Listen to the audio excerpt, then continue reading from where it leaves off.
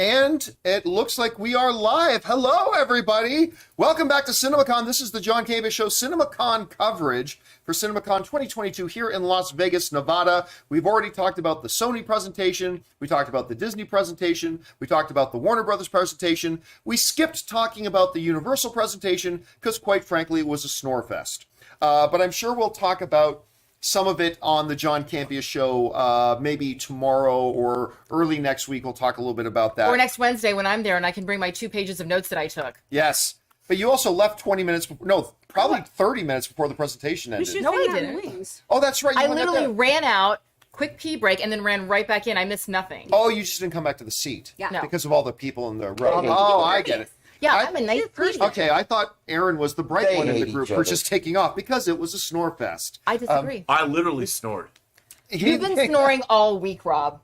We were watching The Black Phone. We were watching this horror movie, The Black Phone, and Aaron nudges me. I'm like, what? She goes, look over there. And I look over at Rob, and Rob's...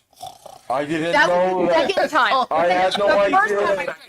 Wait, no, it was not for a second. And I love that movie. That was the second time that I had to elbow That was you the to best wake you up. 17-minute movie he ever saw. Man, Rob, I loved it. I thought it was great. Rob is playing the role of me this weekend.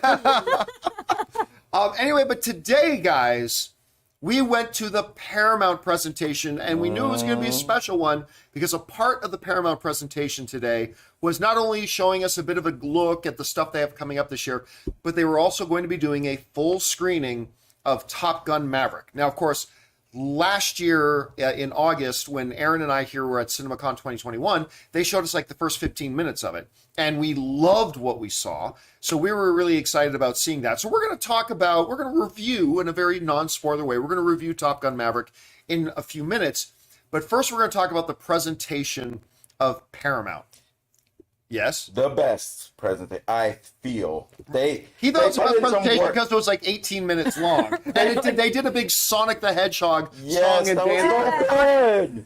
I was singing in Rob's ear. I was like, the S is for super and the U is for unique. It's 9:15 in the morning. What the hell are we doing? Yeah. And then, Like, Sonic. Too early for all of this. and then the CEO even walked out of the ring or came out of the ring. He even played his part. With Jim Carrey's mustache. Yeah. Well, with Dr. Robotnik's mustache on. But last year, the chairman of Paramount, he did a simulated Jackass stunt because they were also promoting Jackass last year. Well, it was like a Super Dave / Jackass. In the screening of in the promotional screening of Jackass last year, they had him with Johnny Knoxville, and he was being loaded into a cannon, and then they shot him out of a cannon on the screen, and then in a go-kart thing, and then all of a sudden, on the stage, there was this huge plume of smoke, and he zoomed out on the stage and had a Super Dave jacket. And then this year coming out in the mustache. And I was like, you know what? It must be really fun to work for Paramount if that's the guy in charge. That's what I was He's like in thinking. charge of distribution. Like No, he was CEO of something, right? They said I the thought he chief. was chairman. Yeah, chairman. He's the chairman of Paramount, from what I understand. Yeah. No? No, he was. He was. I would trust. And then three they of us brought out the against Rob. CEO. the guy who directed Norbit. He's the CEO's boss. Yeah. So I think he's the chairman. Yeah, that's the chairman who directed Norbit, who took over. No, he's the CEO, not the chairman. That guy, Regardless, Paramount anyway. seems like a lot of fun, and just for them to be the only studio that year after year seems to show up and actually just go, hey guys, we're just here to make movies. We're here to have fun. Some of the other presentation executives are, they're executives, and you see why they have their legal degrees and they wear their suits really well and they're very serious. Which is nothing wrong with that. Nothing wrong with that. I appreciate the professionalism. It's just, it was really refreshing to see just someone go, hey man, I love the movies just like you do, and I'm just here to have some fun and have the numbers to back it up. Yeah, he goes, and our first 4 movies of the year all open at number 1 for the weekend. I like the way me and Chris met a young owner of a theater chain. And the suits, I'm the top guy coming out there and doing their little speeches. They got to think there's younger kids out there that are owning theaters too. I just like the way the Paramount guy was seems very personable. Yeah, he does. And he said something really important though too, which I think factors into the whole like entertainment aspect of his presentation is we aren't fully back yet. We cannot be complacent. And by doing things where you pull out all the stops and you go above and beyond, it does set a precedence for what kind of experience you're going to have. If I'm having an experience like that, my butt is absolutely going to be in a theater. So I just want to talk about the way they started. They brought out this big dance troupe with these big golden rings, and they did this amazing big dance number and juggling showed Sonic on the screen. They showed Sonic the Hedgehog on the screen while they're doing it, and all you could hear besides the music, because Ray and Chris didn't sit with us because it was packed in there this morning. They sit somewhere else, but we knew where they were because when the presentation was going on, all you heard was Ray Aura. Yeah, you can hear, and like the one guy there. Yeah. I was like, and then it was just me, and I was like, I guess no one else likes Sonic too. Well, I was ready for John to like get up and bust a move and break out some of his 1980s like I didn't want to show them up. I didn't want to show them up. And you knew all the lyrics. They had these gold rings. The lyrics. And you knew the lyrics enough that you could change They had these them on gold the rings, fly. right, that were I'm glowing. a 90s girl. And then they had shoes. 80s baby. The Every shoes time that they were stepped, glowing and it would lit be up. like blue. It was so awesome. And the CEO came out of the glowing hoop. It was So you started to allude to before they showed us the sizzle reel of their upcoming movies. He gave a little speech. One of the important things that none of the other studio executives have mentioned, and you were pointing it out, was that, listen, everybody's saying we're back.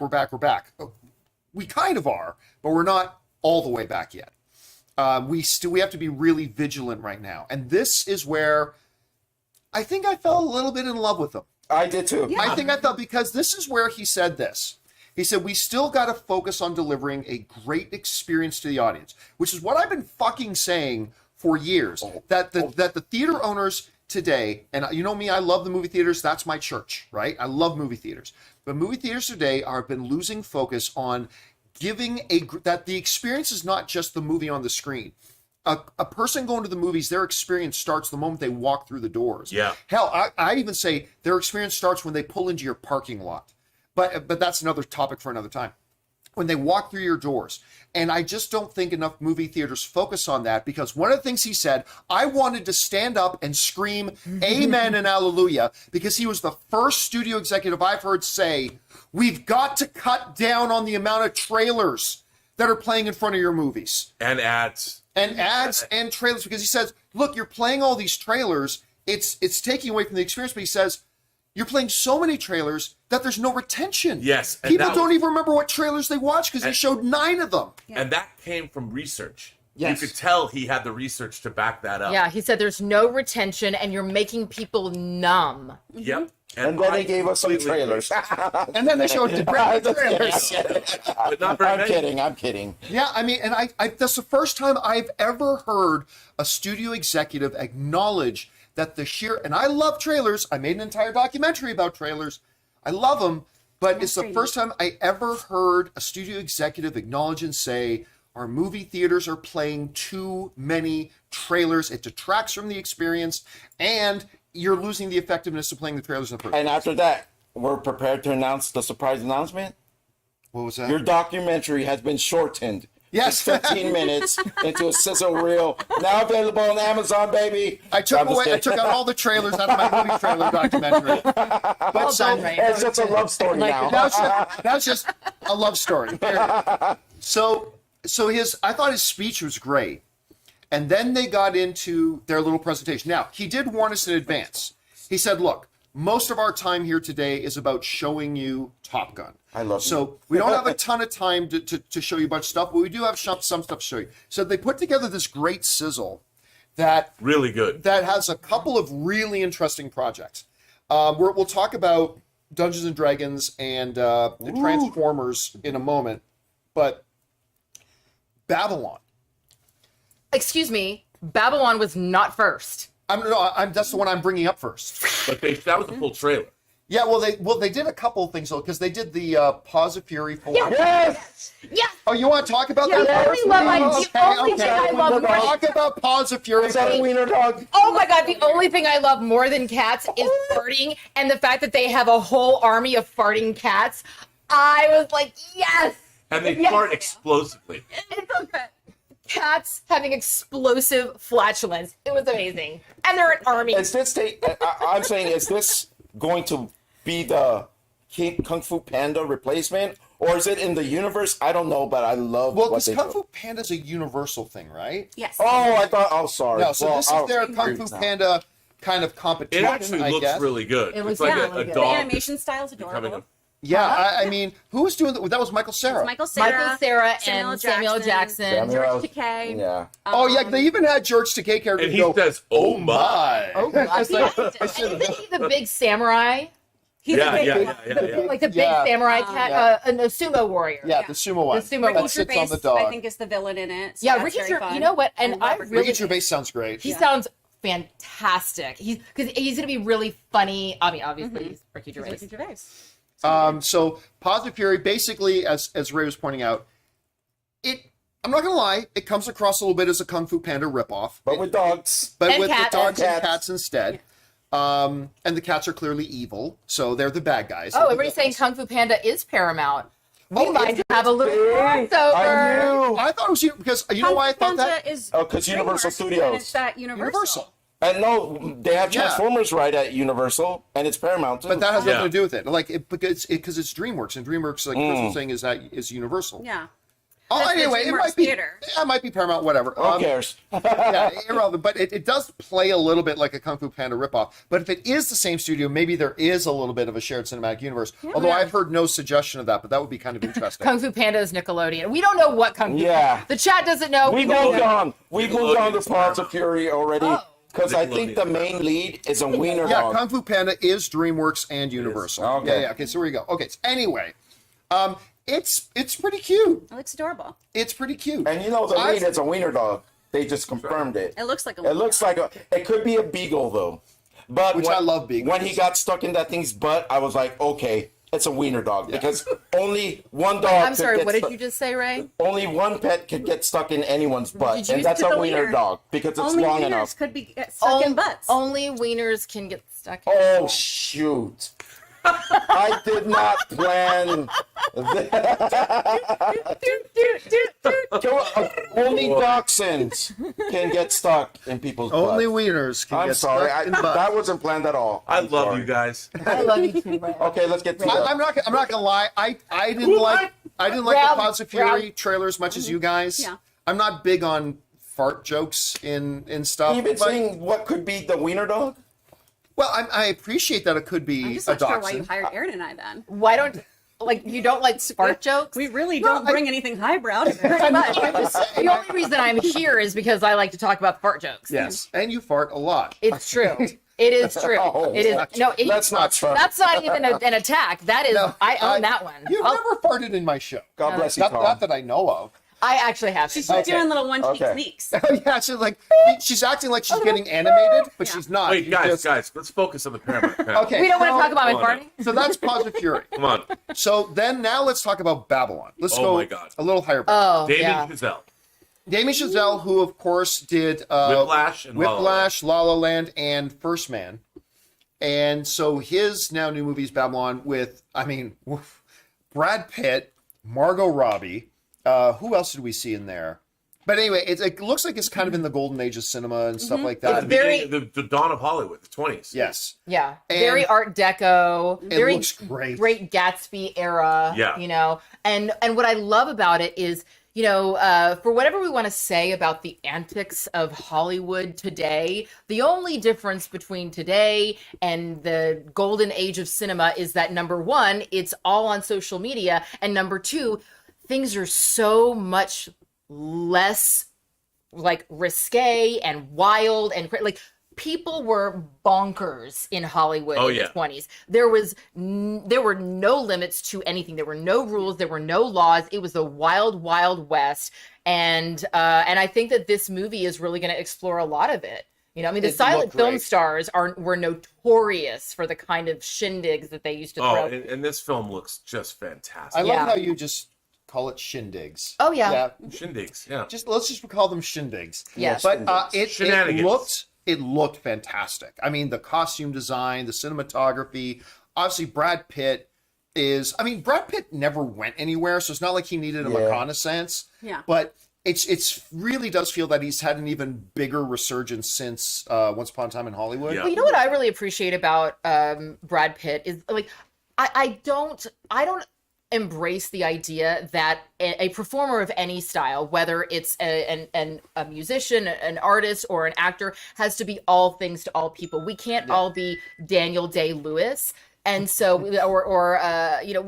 not every actor should try to be everything. What I really like is that Brad Pitt has leaned into the thing that we expect him to be. We expect him to be cool. We expect him to be confident. We expect him to just kind of have it all under control and to have a good time. He did it in Inglourious Basterds. Mm-hmm. He did it in Once Upon a Time in Hollywood. And there's the same kind of vibe in his character in this. And even though they're all different characters, he's giving the people what they want. And it is that part of Brad Pitt that I really see him leaning into. It's familiar, it's likable, and I really enjoy seeing him as that. And I think a lot of other people do too. So Sally Field calls your golden truth. It's that thing that you are very identifiable about, and you cannot lie about it as an actor. Wow. And that's Whoa! Wow. As much as this trailer Look at how confused me. academic we just got. We've gone from fart jokes to the golden We truth. do bring highbrow. we I'm cover just- everything I'm here. just more confused now.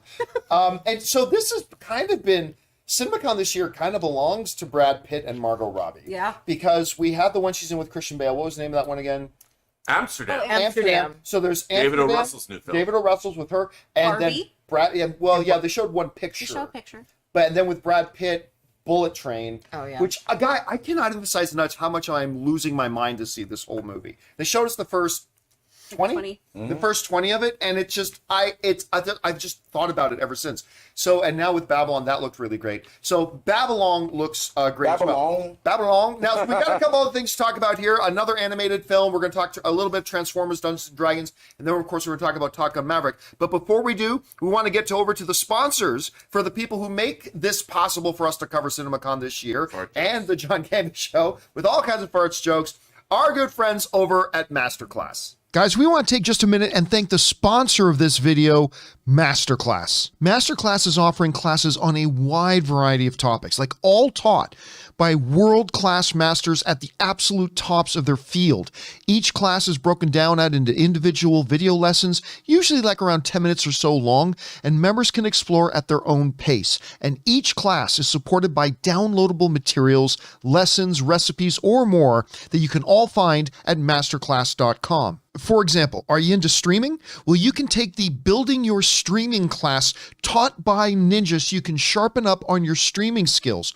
Or if you're interested in independent filmmaking, take independent filmmaking from Academy Award winner Spike Lee. You want to get classes on how to direct? How about from Ron Howard? The very first one I personally looked up and got into was Business Leadership by the great Big Papa Iger, Bob Iger himself. And I was absolutely enthralled with it. I love every single minute of this stuff. If any of those apply to you, you need to try Masterclass. So I highly recommend that you check it out. Get unlimited access to every Masterclass, and as a John Campea Show viewer, you get 15% off an annual membership.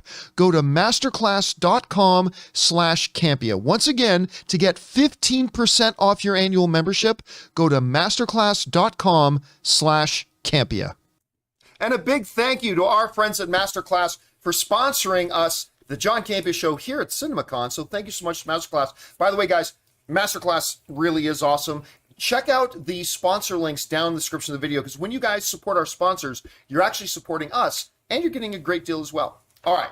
Masterclass does rule. Masterclass is pretty awesome. Anyway, let's talk a little bit now about the other glimpses we got at some upcoming stuff. There's another animated film they did that they only showed about 8 seconds of it. And I'm forgetting the name of it. It looks pretty fantastic. The guy who turns into a tiger. Apprentice. Tiger's Apprentice? Yes. It looks dope. The animation's rad. Like 8 seconds. Like 8 seconds is all we saw. But it looked awesome. Oh. All it was this guy running across rooftops and these mystical lines of light go over him. He jumps across the building, transforms into this awesome looking tiger. I would like to think it was great. a Bengal. Of course you want to think it's a Bango. Bangle. So I know nothing about this movie Looks cool. whatsoever, but that looked pretty interesting. Everything like what you wanted Animorphs to be. Instead of those horrible covers, you wanted it to be this. So before we do Only you'd bring Dungeons up and Dragons and Love it. Transformers, was there anything else in that? And fizzle? this is a well, of course there's gonna be some Paw Patrol stuff. Yeah. I Paw remember. Patrol 2. Paw Patrol 2. I remember Which they made did, them a lot of money. Yeah. they did a whole bunch. Everything that didn't have footage, they did title screens. The one that popped up to me was Teenage Mutant Ninja Turtles. Yeah. Oh, that's right. Yeah. Yeah. It might be a new animated movie, probably, Believe it, right? it's another animated one. Which I kind of like those animated movies. They So, showed us the title treatment. yeah, the title treatment. There's nothing else that really showed footage, right? Unless, Well, other than the two we're going to talk about. yeah, which were pretty cool. Which was so the one I've been really interested in, and obviously I'm also interested in Transformers, but the one I've been really interested in is obviously Dungeons and Dragons. I'm a big Dungeons and Dragons guy. They've never done it at all remotely close to doing it justice on the big screen. Yeah, I know. What? No, don't say so. bad. Of course, Mazes and Monsters came real close, real close. God, who in this room have seen that? No, Me. Do you guys know about Mazes and Monsters? I have no idea what that is. Oh, you're in for a treat. Yeah. Okay. Mazes and Monsters is Tom Hanks's first lead. You talked to me about this. But Okay. it's also a cautionary tale. Like Yes. pre-Bosom Buddies first lead, or like right after Bosom Buddies? Pre-Bosom Buddies, where it's a movie where he plays a young man, right? Young man.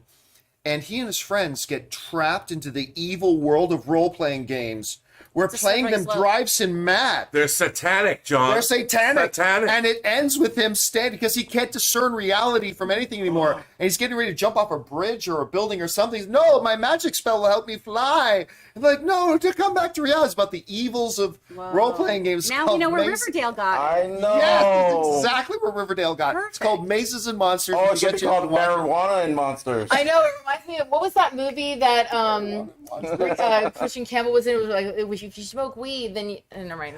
You know what's really annoying me right now Crazy. is that there was one more thing they showed, and that's Reefer and I can't, Madness. and I can't remember because the Transformers and Dungeons and Dragons things were so good. I can't remember the third one, but I remember Yeah, see, there was this is third. when Aaron's notes would come in I really know. handy, but I didn't take any notes The today. Transformers. It looked like there was a female. Well, but Transformer. before we get to let's do Dungeons and Dragons first. Oh, okay. And then we'll go to Transfer. So Dungeons and Dragons. So I've been looking for. I was shocked when I found out Chris Pine was going to be in it, because like that kind of says a little something. What? His little bard moment. Oh my gosh! Like, Chris Pine, I'm pretty sure, is playing a bard. I'm pretty sure. And he's got a little, oh my God, and he's dancing around with it. I am so Wait, guys, back up. I'm You need so- to explain this. No, What is What Chris is it? Pine playing? A bard. We know what a bard is, but No, why do you I think that? don't. Because he had his lute. Little kind of lute He had a lute mandolin. on whole him, and he's outfit. dancing around singing with And it yeah, for like like 5 this seconds. whole outfit and his and everything. outfit, We don't know this for sure, but we're But- saying it kind of looked like it is. that will make me so friggin' happy. He is a bard. So it's so fun to play in D&D. So Anne has a bard character actually that she's makes played. sense. So we haven't seen any footage for it yet until today. So they showed us a little bit of footage for it, and I gotta say, thank God it didn't look cheesy. No. I went from- thought it looked pretty I went good. from zero excitement to pretty good excitement now. They for had a it. cool effect where like there's a dome, like somebody puts the dome over to repel some kind of an attack. I was like, that's cool. Yeah, no, well, and it looked very good. Like, It looked great. visually I looked thought it really great. sharp. And Chris Pine looks great. yeah. And he has a team of 4. We saw. Yeah, like and Black I love Widow's in team. that. Yeah, I love team stuff. So I just like in that era Yeah, that he has a Black- hairdresser. Huh? Pew? No, Scarlett Johansson's character. Yeah, Black Widow. She's in that. Oh no, maybe Florence Pugh in the white outfit. Yeah, it was Black Widow, but in the white outfit. She's in that foursome. Red hair. Saw her. I saw her. She's in that. Just so you know, Florence Pugh is not in this movie. She is, but Not- as Black Widows. in the White Widow. Yeah, the White Widow. But Michelle is in- Rodriguez She's is in in there. Mm-hmm. I'm forgetting who the others. Jean, Claude Van Damme. the guy from Bridgerton. Not Jean-Claude Van The Damme. really, really cute. Mommy hasn't had her Yeah. medicine today, kids. It's actually true. Here. It's day 4 in Vegas. Anyways, Get me out of the here. monsters and the setting looks pretty cool. It looks like they're in like some coliseum. and they're up against. Yeah. It's like a gladiatorial type of So environment. we didn't see any like dungeon scrawling yet in the footage, but it looks good. I think. Yeah, it We looks haven't seen a Beyonder yet. Waiting to see a Beyonder. I thought it looked good. I mean, I agree. It looks like it has a period feel to it. It doesn't look cheesy. I was impressed. I was like, oh, I had no interest in this movie at all. I know nothing about Dungeons and Dragons except for the fact that why are you surprised by it? She doesn't. Why are you?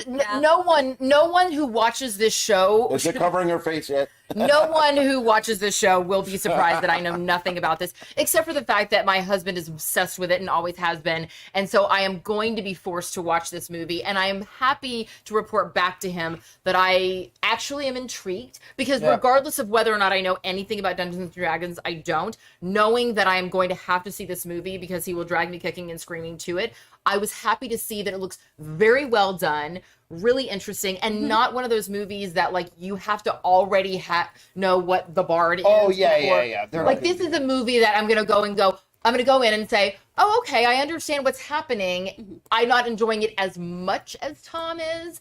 You may. By the way, you got some work to do, Tom. Chris Smith in the live chat points some out because I don't think we saw him in the footage. And remember, guys, they didn't show us a ton of stuff. Yeah, this was like super short. Yeah. Hugh Grant is playing the villain of the film. What? Yeah. I love Hugh Grant as a villain. And we've seen some still images, and he looks pretty dope in the outfit that he's wearing and everything. He looks really good. But I don't think they showed us any footage of Hugh Grant yet. So that's fine. I think they're trying to hold that part back a little bit. So, yeah, overall, it looked pretty interesting. I had some of my fears alleviated a little bit. Not saying that the movie's going to be great. It might be terrible. But at least right now it looks promising. So there's that for Dungeons and Dragons. All right. The other thing we were wondering if they were going to show us that was high on a lot of people's lists was Transformers: Rise of the Beasts. Yes. I think that's and I honestly didn't think they were going to show us any of it, but they did. Yeah. And here's the interesting part: they didn't show any beasts. No. It was Optimus, who still has the same design. There was Bumblebee, and I believe it was RC.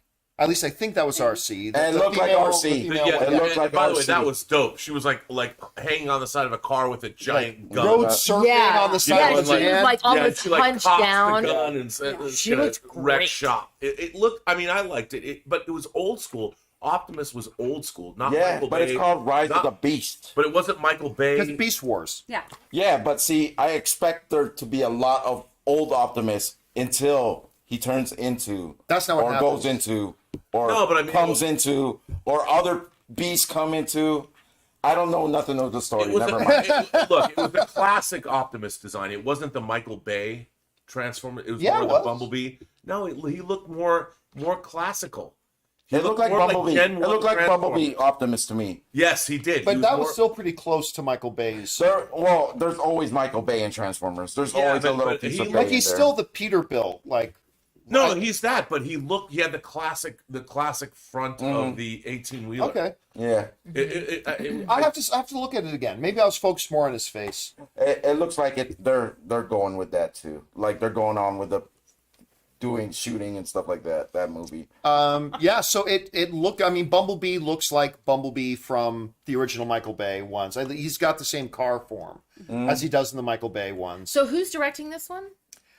Do we know? Yes, we do. Off the top of my I know, and he just The showed chat that will picture know. of all the Yeah, vehicles. guys, what's the name of the director? I can already see.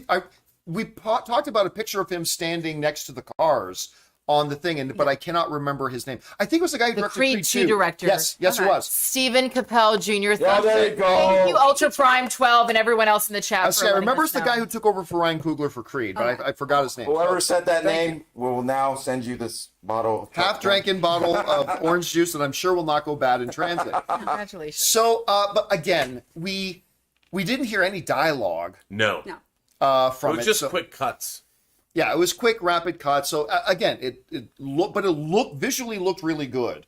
And that RC shot that you were talking I about. love that. I was like, that was badass. Cool. Yeah. Oh, I know what's next. Okay, never mind. Okay, go ahead. Keep on. Sorry, it just popped in my head. Okay, bring it up once we're done with the. But Yeah. really not a lot to talk about. They literally showed us about 12 seconds Yeah, of Transformers it's just- footage. A couple quick shots. Remember, it was a part of an overall sizzle because they didn't have much time because they wanted to show us Top Gun Maverick, which we will get to in just a minute. I will say, What's the I other will one? say, even the title screens, Paramount looks like they have, like, for me, an enjoyable slate coming up. For me, at least. They did. What I saw. Yeah. It looks like a really fun slate that they have coming up. Yeah. I agree with you. They did a rapid fire succession of movies, and they all were pretty interesting.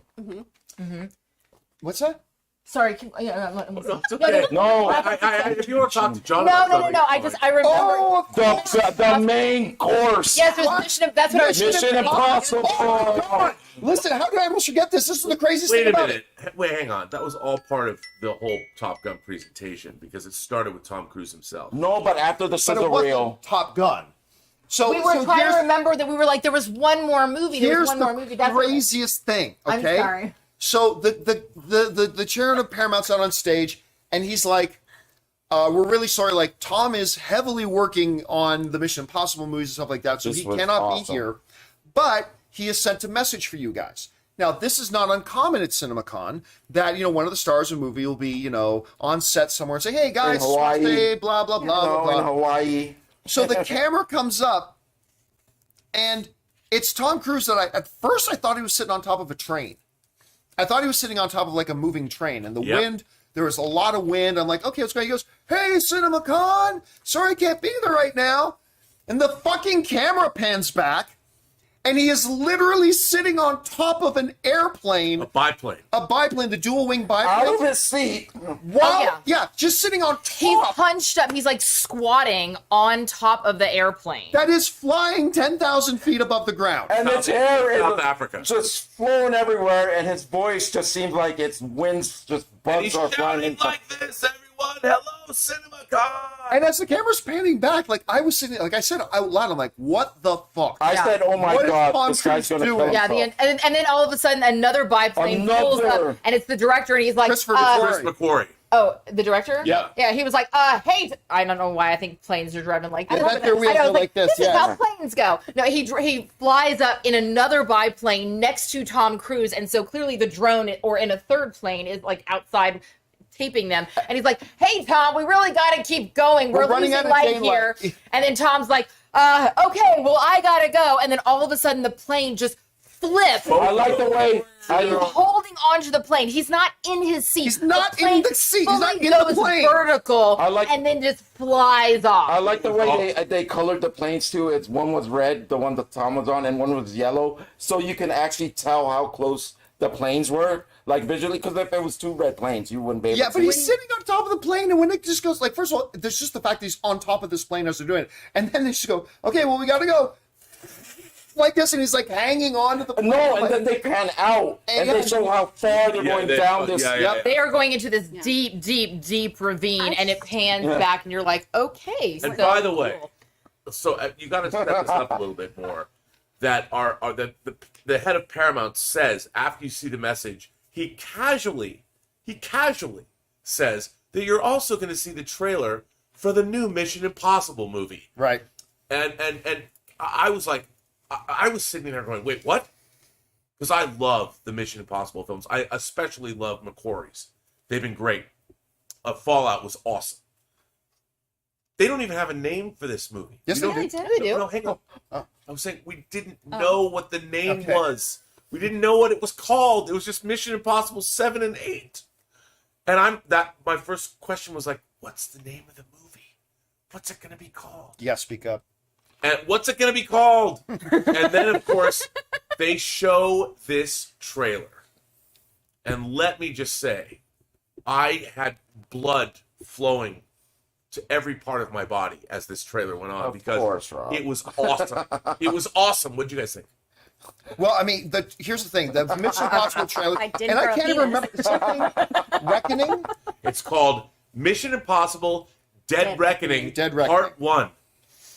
That's right. So Mission Impossible 8 Dead Reckoning Part is 1. actually Mission Impossible 7 Part 2, but whatever they're going to do with it. Beyond the Reckoning. Here, They're I'll going to say change it this. to Beyond the Reckoning later. That's the official title. As in any first trailer, don't really get a solid, even though the bad guy is doing his dialogue monologuing. It's Kittredge from the first one. Yes. It's Henry Czerny, a good Canadian kid. He's coming back from Mission Impossible 1. He's doing the classic villain monologuing. But despite that, you don't really get a sense what the movie's really going to be about. And again, it's the first trailer. You don't really expect that. I'll say this. I hated the music in the trailer. Unlike the music, like the song selection for the last Mission Impossible movie, which was like banging and like all this kind of stuff and went with it and all that. We actually featured it in the documentary, yes, right? We did. I found the music selection for this trailer was dull, and it made it feel less exciting than it looked. But at any rate, it's great seeing Simon Pegg in there and the team there and all that kind of stuff. All over the world. It looks lush. Yes. It looks expensive. And I have to tell you, I mean, I thought it looked fantastic. It looked great. But it is called Mission Impossible Dead Reckoning Part 1. That is the official title. And that might be the longest title of any movie ever. No, it's not. Well, it's maybe. I haven't seen any of the Mission Impossibles, but I think this will be the first movie of the Mission Impossible. How can you Harley Quinn and No. It's Birds of Prey and the Fabulous Imagination of One. Or Doctor Strangelove, or How I Learned to Stop Worrying and Love the Bomb. Yeah, many long title movies, but this looked great. Again, we didn't get a real strong feel for it, but you see all the regular cast. Was Ving Rhames in there? I don't think I saw Ving Rhames. We saw I think he is in the movie. I just don't know if we saw him in the footage. Yeah, I don't know. We saw that one kid. What's his name? Simon Pegg.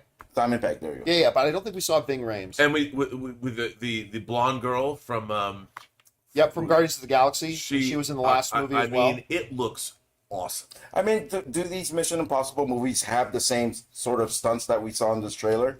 Well, they've been getting more and more like that, yes. Yeah, Because some of the stunts in this trailer look crazy to Well, me. in the last Tom one, Cruise is bonkers. I know that. Last year when John and I saw, they did this entire featurette. You can go back and watch the video that and I'm sure that this video that we saw at CinemaCon last year is now somewhere online. But they actually had to build scaffolding to build a ramp for Tom Cruise to actually fly a motorcycle off of, jump off the motorcycle, and then parachute down into a the ravine. ramp was on a massive 1,000-foot cliff. So much so that it's inaccessible by land. Every single piece of this scaffolding had to be flown in by helicopter, and then every person who helped build the scaffolding had to be flown in by helicopter, and then they all had to be flown out each and every day. And they show the stunt in the trailer. Yeah. Yes, they That's showed how the it stunt in the ended. trailer. That was nuts. Yeah, it is crazy. But it's one of those things where when you see the stunt of him, when you do see the trailer for Mission Impossible Dead Reckoning Part 1, and you see him jumping off of the motorcycle at the end, I strongly recommend you to find this video. Someone, pardon, it wasn't me. So find this video and see the actual, like, what kind of work went into that stunt, because you really got to see it to believe it and to really appreciate it. It's incredible. It looks really amazing. Good. All right.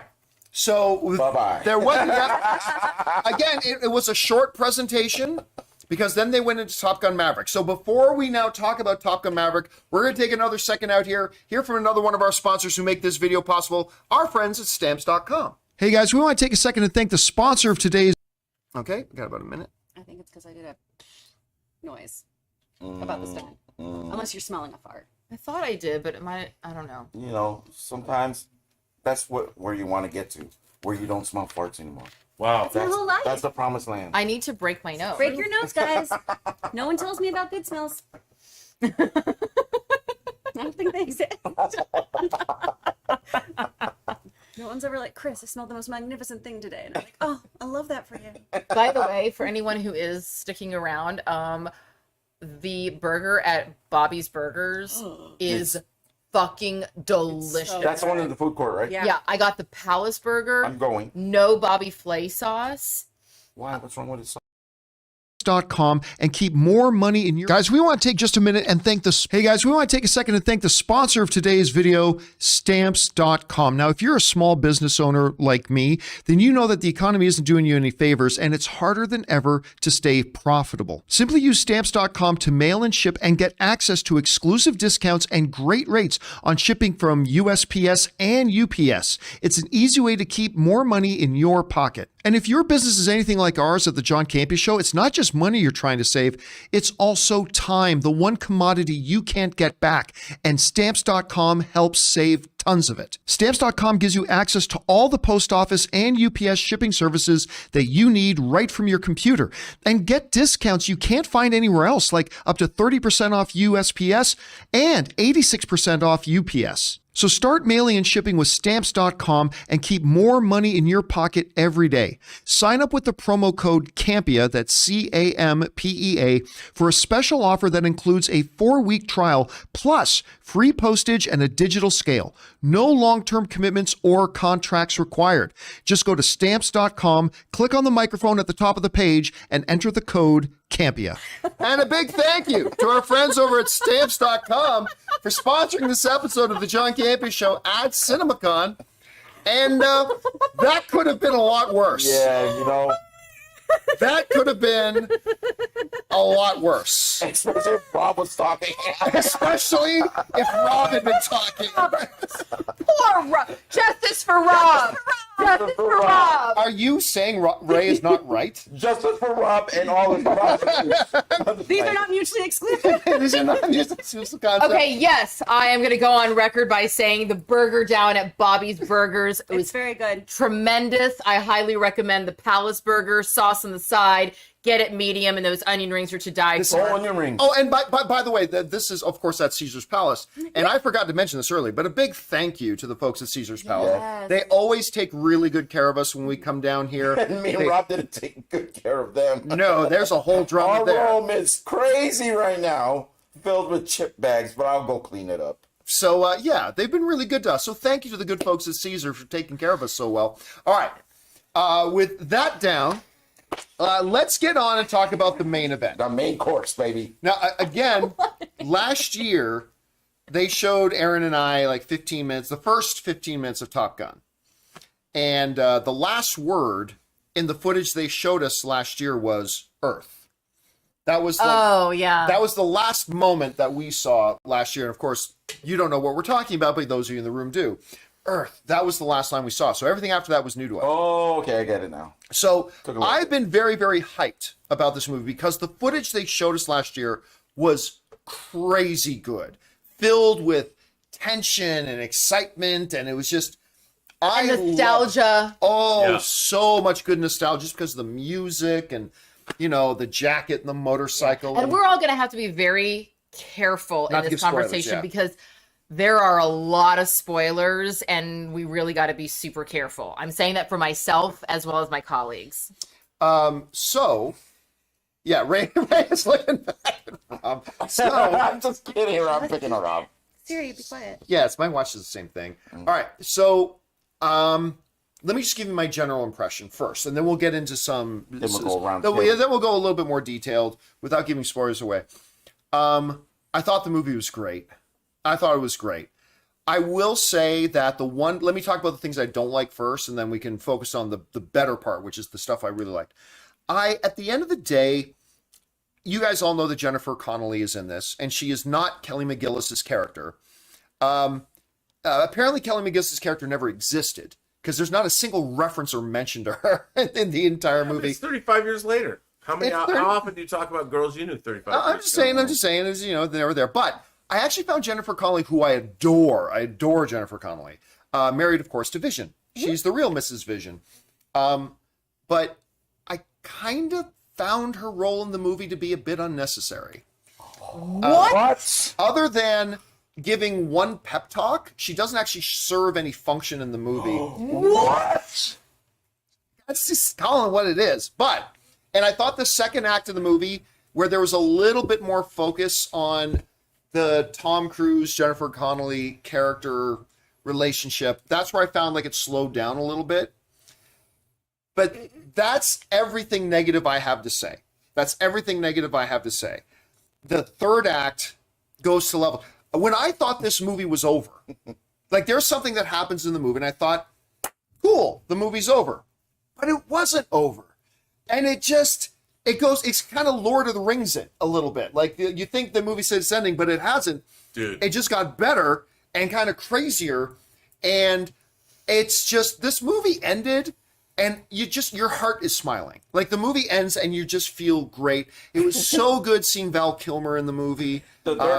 The third act is like 6 endings. That's all I can say. Dude. We can say Val Kilmer's in the movie. He's listed on IMDb. Okay. Yeah, they announced a long time ago that he's in the movie. Oh, Yeah. really? Yes. Yeah. Oh, yeah. And in the very opening credits of the movie, it's Val Kilmer. He's an I actor. specifically was like, oh my God, I'm so glad they didn't put him in the opening credits. You were crying. Let me tell you something. Tears Oh my Val God. Kilmer. You were crying. But don't go into detail. No, I know why. No details, but here's the thing. Okay, so this is one of the reasons why I love going into a movie and a play, and I love being surprised and knowing nothing. And I'm so happy that I didn't see Val Kilmer's name in the opening credits. And I'm actually happy that I never heard that announcement that he was in it, because I was just like, oh my, because if any of you saw the documentary that Val Kilmer did, Yeah, it it's on is Amazon. actually so heartbreaking. Yeah. And so I didn't realize that he was going to be in it. And there's a lot of references to him, just like there's a lot of, there's a lot of references to the original movie throughout the film. And there were references to him, but I was like, there's no way he's in it because the man can't even speak. So like in real life, he cannot speak. So there's no way he'll be in it. So when we do see him, yesterday when we did the talk about, what was that stupid cartoon Lightyear, and all of you were like falling Stupid apart. Cartoon She loves Lightyear? it. She loves it. No, I actually don't love it. I'm gonna be honest. I downplayed my disappointment. I actually hated the trailer for Okay, we Lightyear. talked about I this really, at lunch. we talked about it at lunch. I didn't like it, but everybody else seemed so excited about it, and I was like, I kind of fucking hated it, but everybody seemed so jazzed, so I kind of just kept my mouth shut. Wait a minute.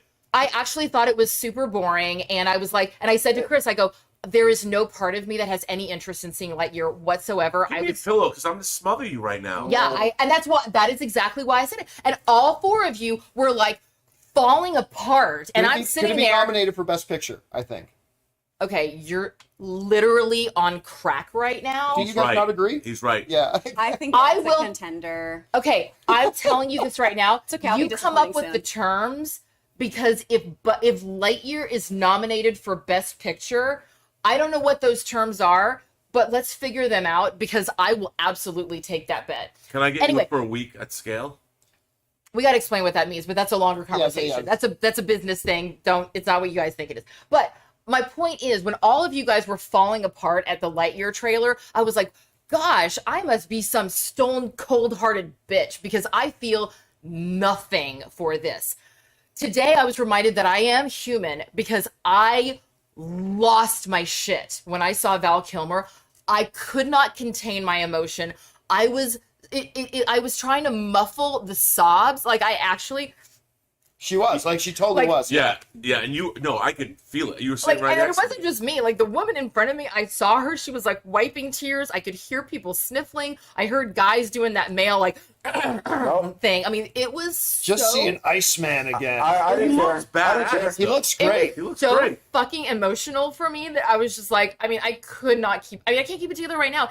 And I was not thinking that I was gonna cry in Top Gun of all movies. The fact that it made me so emotional, yeah, I was blown away by Val Kilmer's, not only his appearance, but also just his performance Yeah. and how he is woven into the fabric of this film and the honor that he is given for his role as Iceman. It was really beautifully done. Beautifully done. This movie is a popcorn triumph of the first order. As far as studio sequel filmmaking goes, I'm hard pressed to come up with something that I think is better than this movie and more entertaining. First of all, we saw it with Dolby Atmos and Dolby Vision. The film looks incredible. Joseph Kosinski, who directed this, he came on the scene directing Tron Legacy, then he went on and directed Oblivion, and then that firefighting movie that I always forget the name of. Backdraft. No, that was Ron Howard. This is recent. The one with Josh Brolin? Yes. Miles Miles Teller. Right. Yeah. This film, like, I'm going into it, it is the perfect blend of nostalgia, of something new. Thank you, Leonardo. Only the brave. Only the brave. Yeah, thank you, Leonardo, in Black Chat. So the composition in this film is classical. It is beautifully shot. This film looks incredible. The score is amazing, and the storyline is terrific. I love this movie so much, and I have to tell you, the climax of this film, crazy. It fucking delivers. Like, I'm a kid. I grew up building. I had hundreds of model airplanes on my ceiling, and this. I thought this climax was great already, but then, so, like you said, something else happens. You think the movie ends, but it's not over. And then something happens. If you're a fan, I'm just gonna say, if you're a fan of planes, Yeah. if you're a fan of planes, this film is like pornographic, like the most hardcore pornography. I mean, the F-18 Hornet takes a big center stage in this movie, but then something happens in this film, and I'm not gonna say what it is, but for me, my favorite model airplane I ever built. I'm not going to say what it is. Yeah. Let me just say, my God, does it tick so many boxes? And I was sitting in the theater. I'm like, I love this movie so much. But when it got to this one point, I was like, no way. I mean, literally, this thing happens in the movie, and if you're not. We were actually saying that we're like, there's no way. There's no way. There's no way they're going to do this. And it was like fucking watching Creed for the first time. Like, you figure, how can a sequel be this good? This is the Creed of Top Gun movies. My dad was in the Air Force, and I grew up, like, we would always go to the air shows. We'd, like, drive on the base, and we would all stand there and be like, and we would, like, watch the air shows. And, like, the Thunderbirds were there. I grew up watching airplane shows. That was our thing. And my grandfather was a Navy fighter pilot in World War II. And, like, I have this amazing black and white picture of him literally, like, hanging out on the, like, in the cockpit of his plane in World War II. It's fucking baller. And I'm like, and so for my family, when Top Gun came out in 1986? 1986. Yeah, unbelievable. I was 9 years old. And it was not just like, hey, we're all going to go to see this new movie. It was like, we are going to honor Dudley Hillman. And he was like, yes, you are. And we were all like, as a big family, we're like, we are going to see. And he wasn't even in Top Gun, but he was part of this. And he was like, I'll show you where I got shot down. And here's my bullet wound. And so for me to go at 9 years old as a little girl to honor my grandfather and see what Navy fighter pilots do, this movie brought back so much for me. I felt it. I actually love the Jennifer Connolly storyline. I did too. I thought that she and Tom Cruise had a chemistry that is so beautiful. And what I loved about this movie is that this movie breaks all of the rules of what people think a successful movie is supposed to be. There was, I don't think, nary a curse word, maybe damn or hell, but there was a few. A lot of shit. There was some F words. Really? Yeah, there were a And couple of for a F-bombs PG dropped. movie, the I have to say the application of the F word in this film is impeccable. Well, then it really was, because it glossed over my head. I mean, It never took center stage. Right, exactly. They never pushed it to where you were like, wow, golly, gee, Like that's a lot of it did with Lightyear. Yeah. Yeah, like, When yeah. Buzz When started Buzz saying starts dropping F-bombs, that was wild. it's like, I will fuck your ass so bad, cadet. And you're like, It's like, stop wow, talking to Buzz. us like Wow. that. Take it easy, Don't Buzz. talk to your robot cat Oh that man, way. I mean, Honestly, the only reason to see Lightyear is Socks the Cat. But that being said, there was no nudity. There was a very the romantic aspect of this movie was, I thought, beautifully done and very tastefully done. There were no superheroes. There were no There was Tom Cruise. yeah. There was Tom Cruise He's as the kind of immortal in this. I mean, literally, yeah. and what I love about also the way, like, we've all heard stories of, I mean, I like to think we've all heard stories about Tom Cruise and what an upstanding guy he is to his fellow actor. You know, just so you, like, Jai Courtney, who I was in Spartacus with, he did one of the movies with Tom Cruise. I can't remember which one it was. And then Jai Courtney got the offer to play Bruce Willis's son in Die Hard. Right. And he was doing this little independent film at the time. And the independent film was like, guess what? Nope, we're not going to let you out to do Die Hard.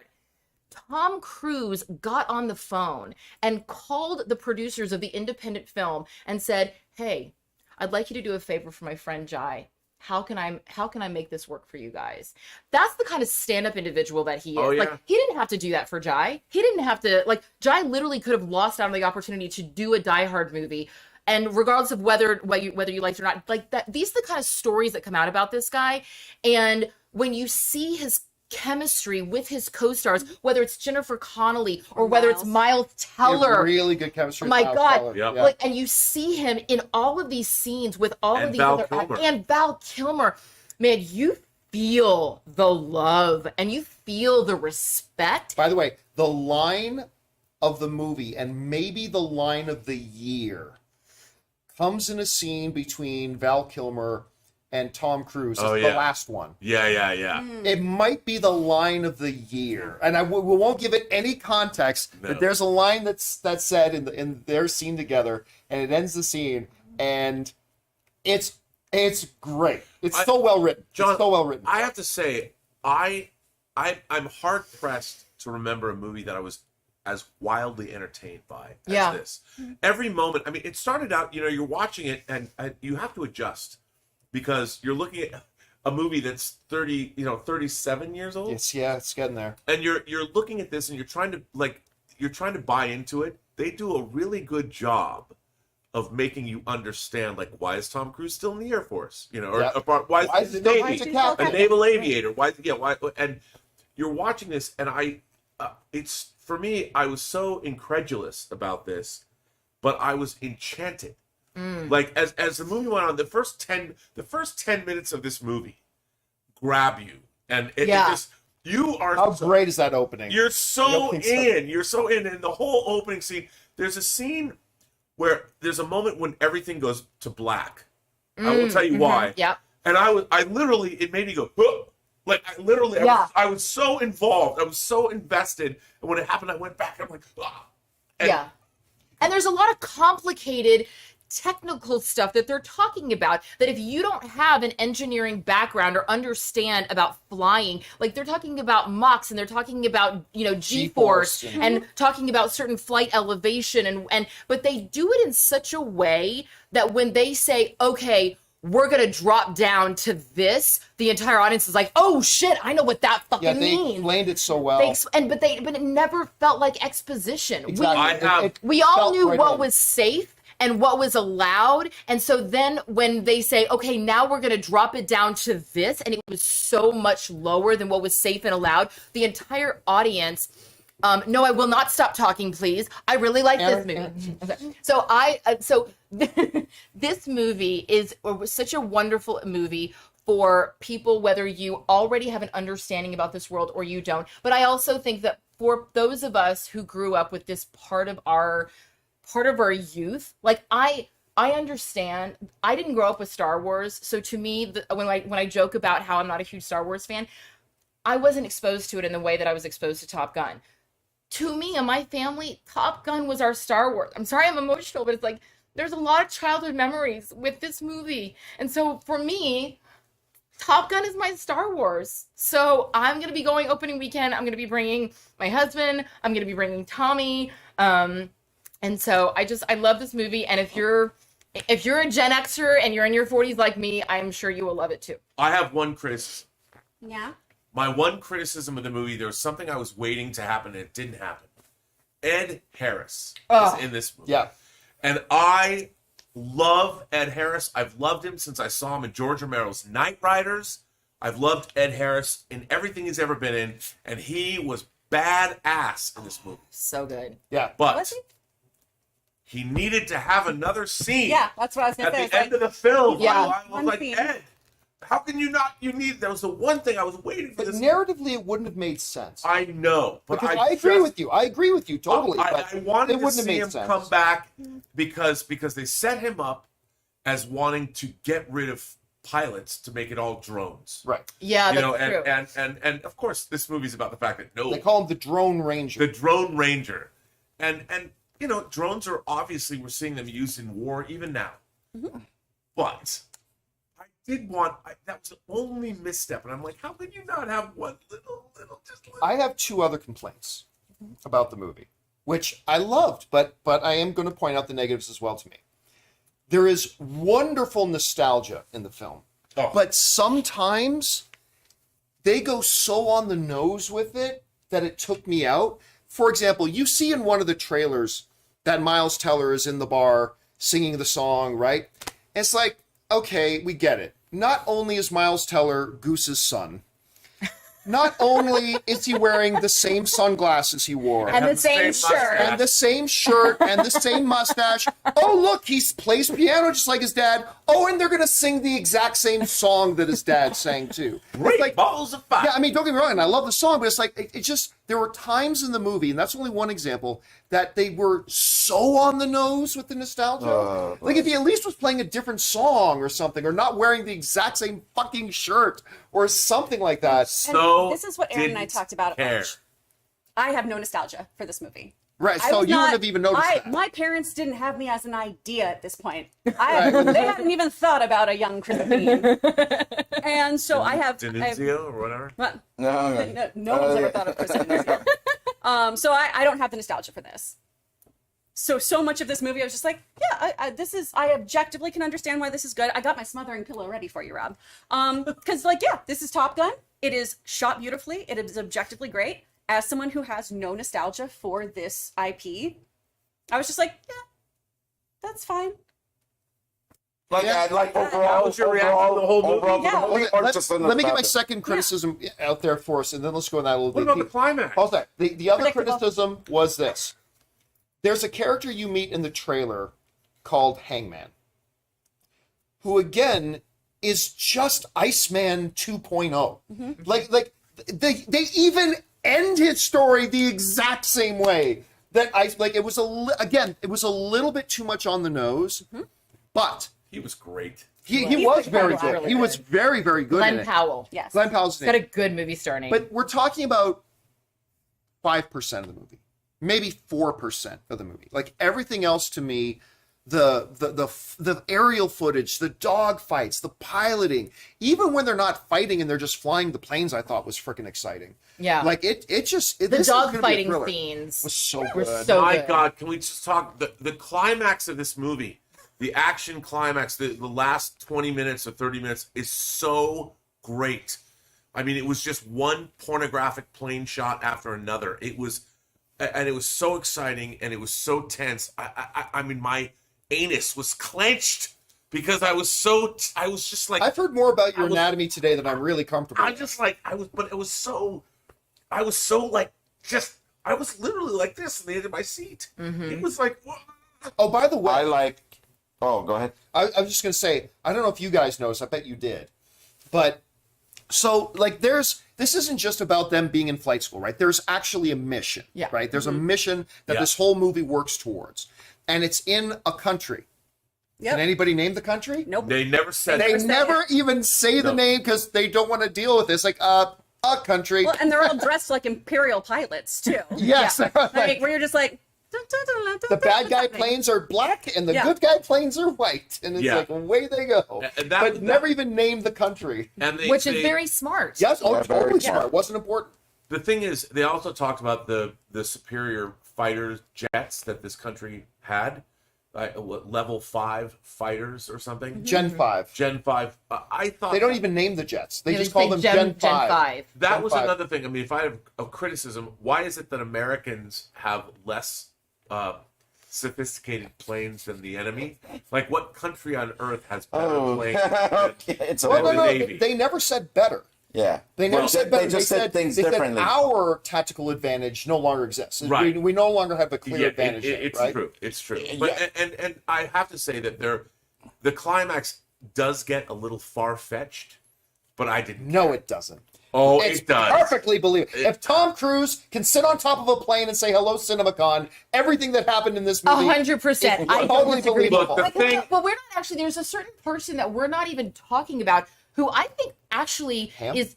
Yes, Isn't he good? Jon Hamm. Jon Hamm's so is good in this. So good. in this movie, and you know what? That brings me back to what I was saying about Brad Pitt. about an actor knowing what did Sally Field Golden call it? truth. Knowing their golden truth. And we've seen Jon Hamm. I mean, obviously, he rose to massive fame as Don Draper in Mad Men, In which you were in. which with I it, was yeah. in with, and yes, with John on several episodes. And we loved him as Don Draper.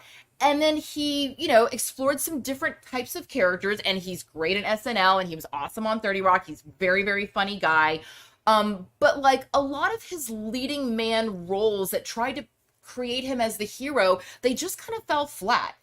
Jon Hamm is either really funny as like the dorky guy that he's doing on 30 Rock, or he is brilliant as like the villain. Did you see him in Baby Driver? Oh, he's brilliant in that. He's so good in so Baby good. Is he Driver. like the hero or the villain or what? A little in between. Yeah, and that's the thing. He's really good as the villainish guy. Same thing with Don Draper. He's not the villain, but he's definitely not a hero. And in this, he's not a villain, but you're really kind He's of a bit of the antagonist Yeah. in a way, Yeah. right? And I really feel like him leaning into that kind of character is his His golden truth. golden truth. You Yeah. liked him in Good Omens a lot. He's really. He plays the angel. So- He was very authoritative. In Yeah, the he's movie. really Yeah, good. he was really good in that one. Ray- He didn't have to say his he didn't even have to say his position by the way he talked, where he sat. They would have like darkened portions of his face because of the window, like the, and you could tell he was just like there just to say what's gonna happen and what's gonna go down, and there's no argument. What did against you him. think of the movie? I like the parts where they introduced this new young team, and they're all separated a little bit, right? But remember, in the movie, they're not even a young team. These are all veteran pilots who have all graduated. Right. best fighter pilots They're in the the next in line to take care of whatever we need to in the air. Right. They're the best and they're a little separated. They have their little banter. I just like the message of, even if you have like the best things, like the best up and comers, sometimes you need to go back in order to get things right. You need experience to get things right. I like that whole message in this movie. As far as a while ago when John asked me on your show, like, do we need a Top Gun sequel? And I said, you know what? We've been having so many superhero movies lately. There's something inside me that just wants to see some, jets in the air. Yeah. Fighting something, whatever. And I got all of that. Every time they turned on the engines and you hear that blast, like the switch they put on, Yeah. it felt like it felt like I was feeling the heat in on my head. And every time they zoomed by each other, the sound was crazy. I don't know if it was real or not, because some of the stunts that they pulled were like too crazy for me to think it was real. It was. I think it There was was no. And if there it was no was, CGI. and if since it's real, it's absolutely amazing what they were doing. I How think there close was they were one to each other. shot. It was a wide in the shot. third act. In the third act. Well, of the film. one yeah, shot. I know what you're That- talking about. But other than that, Mostly, it was all practical Yeah. and stuff like That's why there's that. 200 hours of footage. And Yeah. and you can 800 tell. hours. 800 hours? Jesus. 800 hours. I'm going to actually give this a number. For anyone who liked the first movie, this is easily 9 out of 10. But for anybody who didn't watch the first movie, I would say like it would be like a 7 or 8, something like that. It was that good. I actually, I thought I was going to fall asleep. I was really tired this morning. Anytime there was a little slow part, it would be followed up by something. I loved the game planning of this movie. Those were my favorite parts. It has the flavor of a heist film. Yeah. Actually, Yeah. like Top Gun is part heist movie, and I'm Yeah. looking for heist movies. So Yeah, I was love pretty that. That was my favorite part of this film, the game planning, and mainly because of the music. Yeah, the Top Gun music, whatever song they used to play, it was like a heartbeat. The heartbeat. Yeah. No, There the was a heartbeat gong. song. There That was a heartbeat. gong. The gong, yeah. And And then that it's- gong would hit at certain moments, and it would just be like, there would be a gong, and you were like, oh shit, something's. And they would go over the mission and what was required, and just like them all in sync, like trying to figure it out. I love those. Were my favorite parts of the movie. This to be was honest. everything that Wall Street Money Never Sleeps wasn't. It had fighter jets. Well, I wanted and that also movie to be good. during the movie, what I kept noticing is, like you, Ray, when I'm watching something, as invested as I was, I still, we were sitting in the back of the theater, and I would every once in a while pause to just kind of like take the temperature of the room.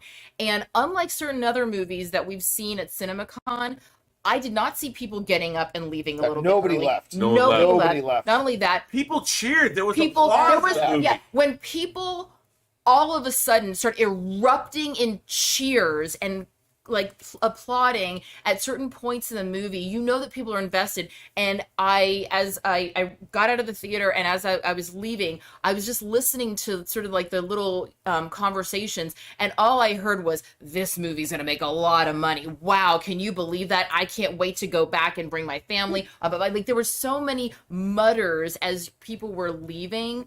And again, a lot of the people who are at CinemaCon are about my age or older, so in their late 30s and up. And let's face it, we are the target demographic. This movie is definitely going to be something that maybe people in Gen Z will appreciate, maybe, if they even want to see it. But this movie 100% is targeting the Gen Xers and above. Yeah. And I'm okay with that. There's a lot of money to be made there. Yeah. For sure. One other kind of problem with the film.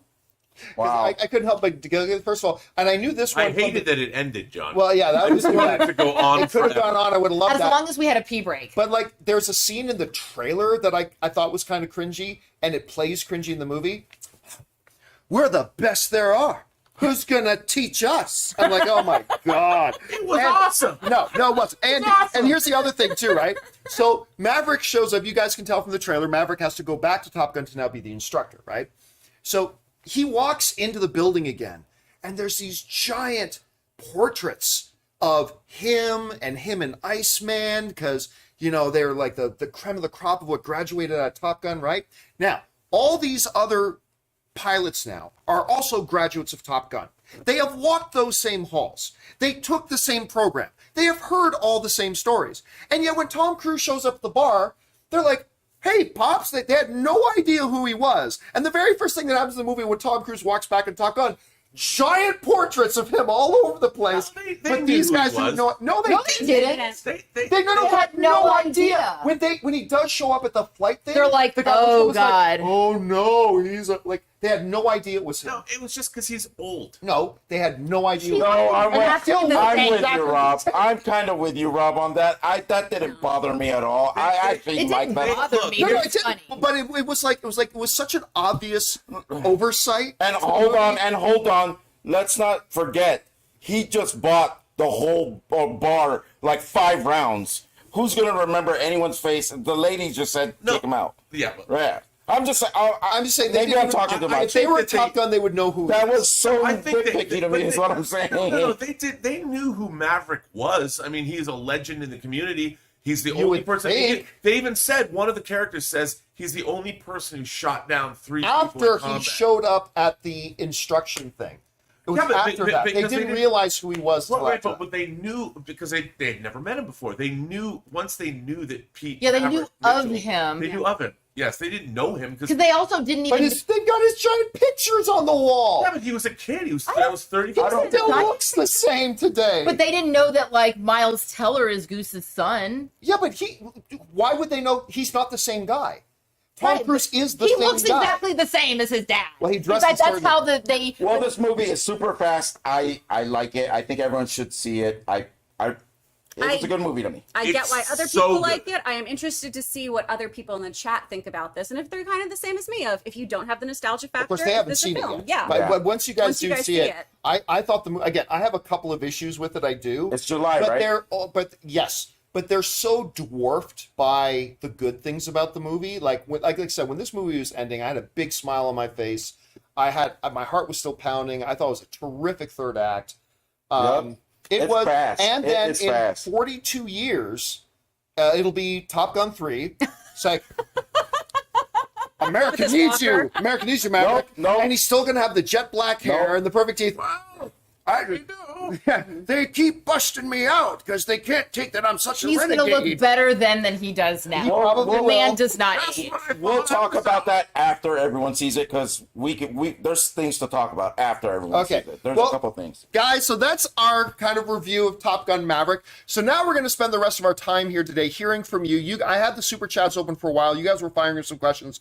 We're going to get to those now, but first, before we do, we're going to thank our final sponsor of today, the good folks over at Coinbase. And this time, I'm going to try to turn off the microphone. We want to take a moment and thank the sponsor of this video, Coinbase. Have you found yourself curious about getting involved in cryptocurrency, but if you're like a couple of friends of mine who have been really interested in it, they felt kind of overwhelmed by it, like not even knowing how to get started? Well, that's where Coinbase comes in, because they make learning to buy and sell crypto simple. Coinbase offers a trusted and easy-to-use platform to buy, sell, and spend cryptocurrency. They support the most popular digital currencies on the market and make them accessible to everyone. They offer portfolio management and protection, learning resources, and a mobile app so you can trade securely and monitor your crypto all in one place. And that's why millions of people all over the world in 100 different countries trust Coinbase with their digital assets. So whether you're looking to diversify, just getting started, or searching for a better way to access crypto markets,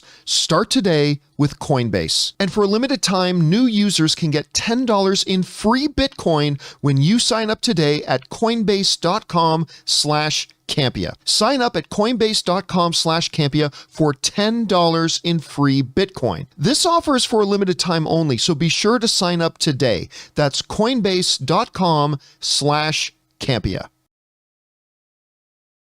And thank you to the good folks at Coinbase for sponsoring this episode of the John Campea Show at CinemaCon.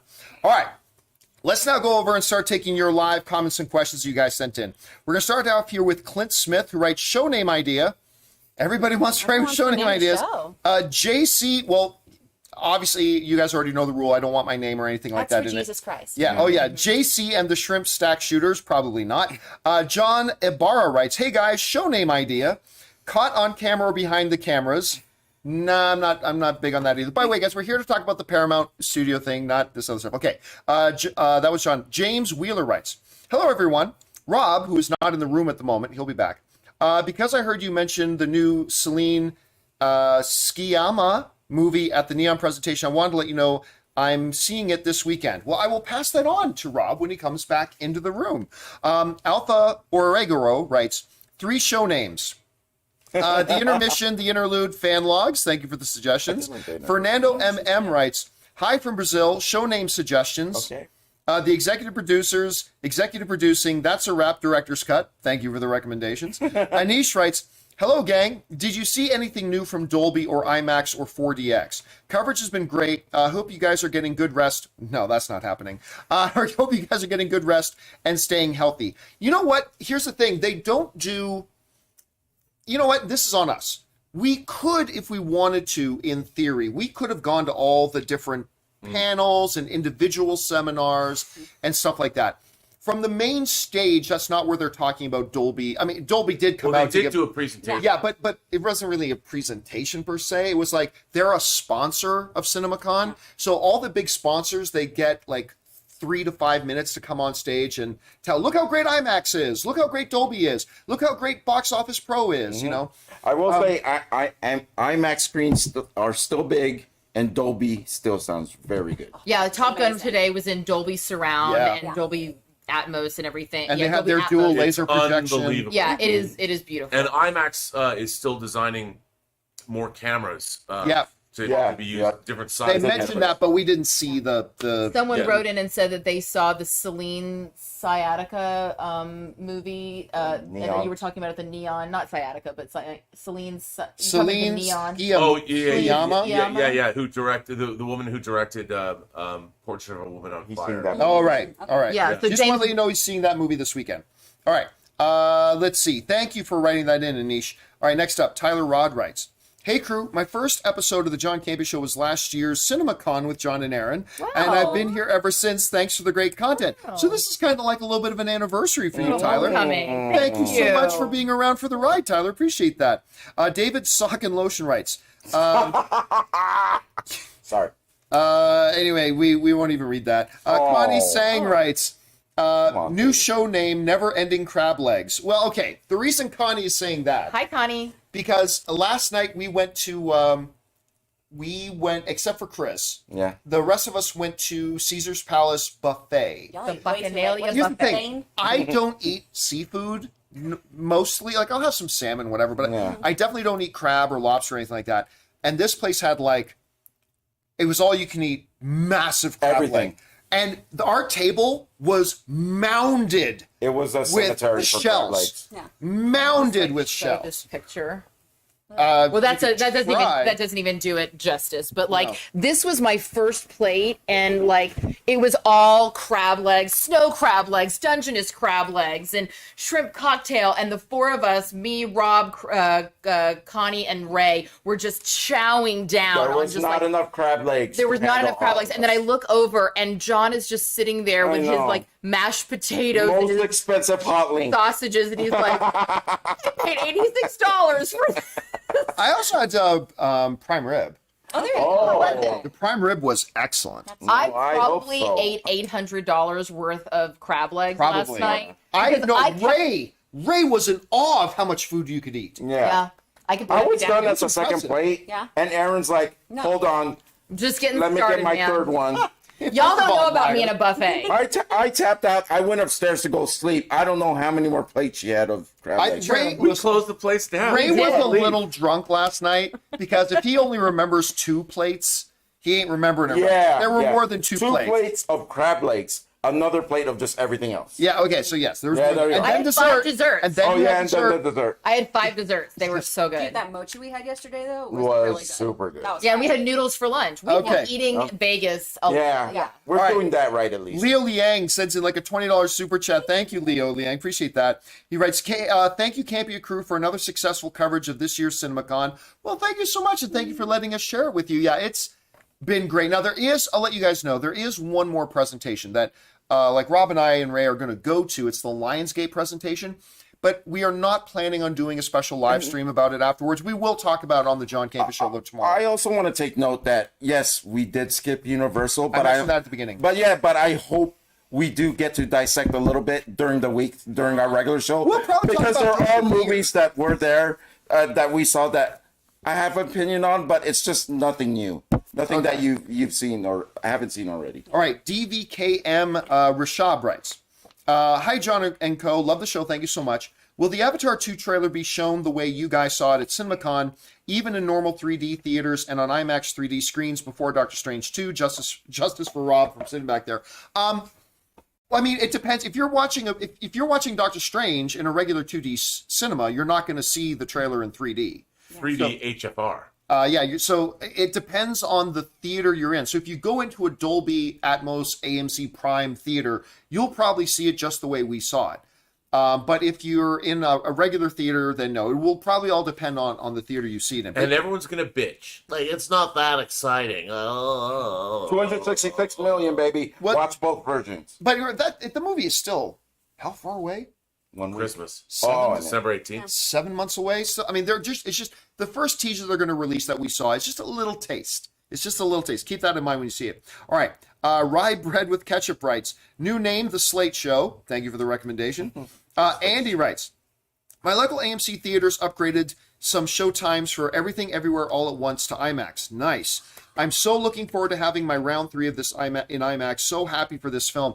Listen, guy, all I can say is, Jamie Lee Curtis came out during the Universal presentation yesterday, which was awesome seeing her there.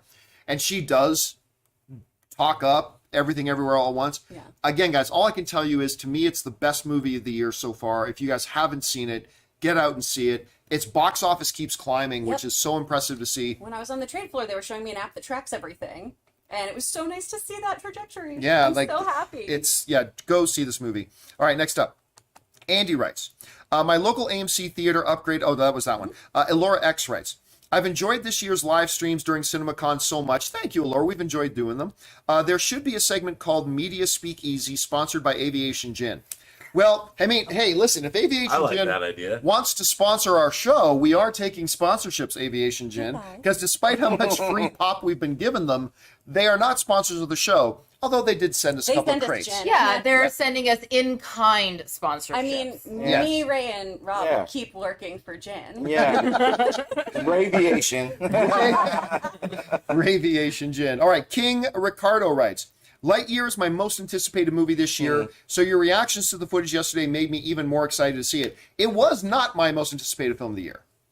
It still isn't my most anticipated film of the year, but Not my most. God, I am ludicrously excited to see the rest of this. So I'm glad. I hope you enjoy it, man. I hope you enjoy it. Again, I don't know what the second or like what the second, third, or fourth half hour of this movie are like, but the first half hour is pretty damn good, I thought. All right. Christopher Brickner writes, for Jurassic World Dominion, I'm interested in Lewis Dodgson's return. He hired Nedry to steal the embryos and the cause of every problem. So ending the Jurassic era with his return makes sense. I don't think it makes any sense because that was 30 years ago. And like the whole That's the presence Asian of dude, is it? Lewis? no. okay. That's BD Wong. Oh, okay, that's beautiful. Like it's and the problem of what the dinosaurs I know is so evolved. I actually don't think it would narratively make sense at this point. So I'm gonna guess no, but you never know. One never knows, Christopher. All right, thanks for writing that in, man. King Ricardo writes, was there any new info on the TMNT movie? No, but they did show us title treatment. The only thing is the Paramount guy did say an exciting new take on a successful classic franchise. Yeah. The Teenage Mutant Ninja Turtles, and then they gave us the title screen, but that's really all they told us. My assumption is it's going to be the same team that did one of the latest Nickelodeon animated series because Ben That could be true. Schwartz tweeted about it. And Ben Schwartz was the voice of Leonardo in that. So we should probably hear him, probably Eric Bauza again, some of that same voice cast coming together. So hopefully he was asking about the animated movie because this probably is going to be an animated film. Yeah, that's the only one they were talking about, yeah. All right, next up. Peter Piper picked a pack of pickled peppers, writes. New name, The Media Hour, except our show is not 1 hour long. Scott D writes, really agree that Show Friends should be the title. Oh, hell no. No, that's not a good name for a show.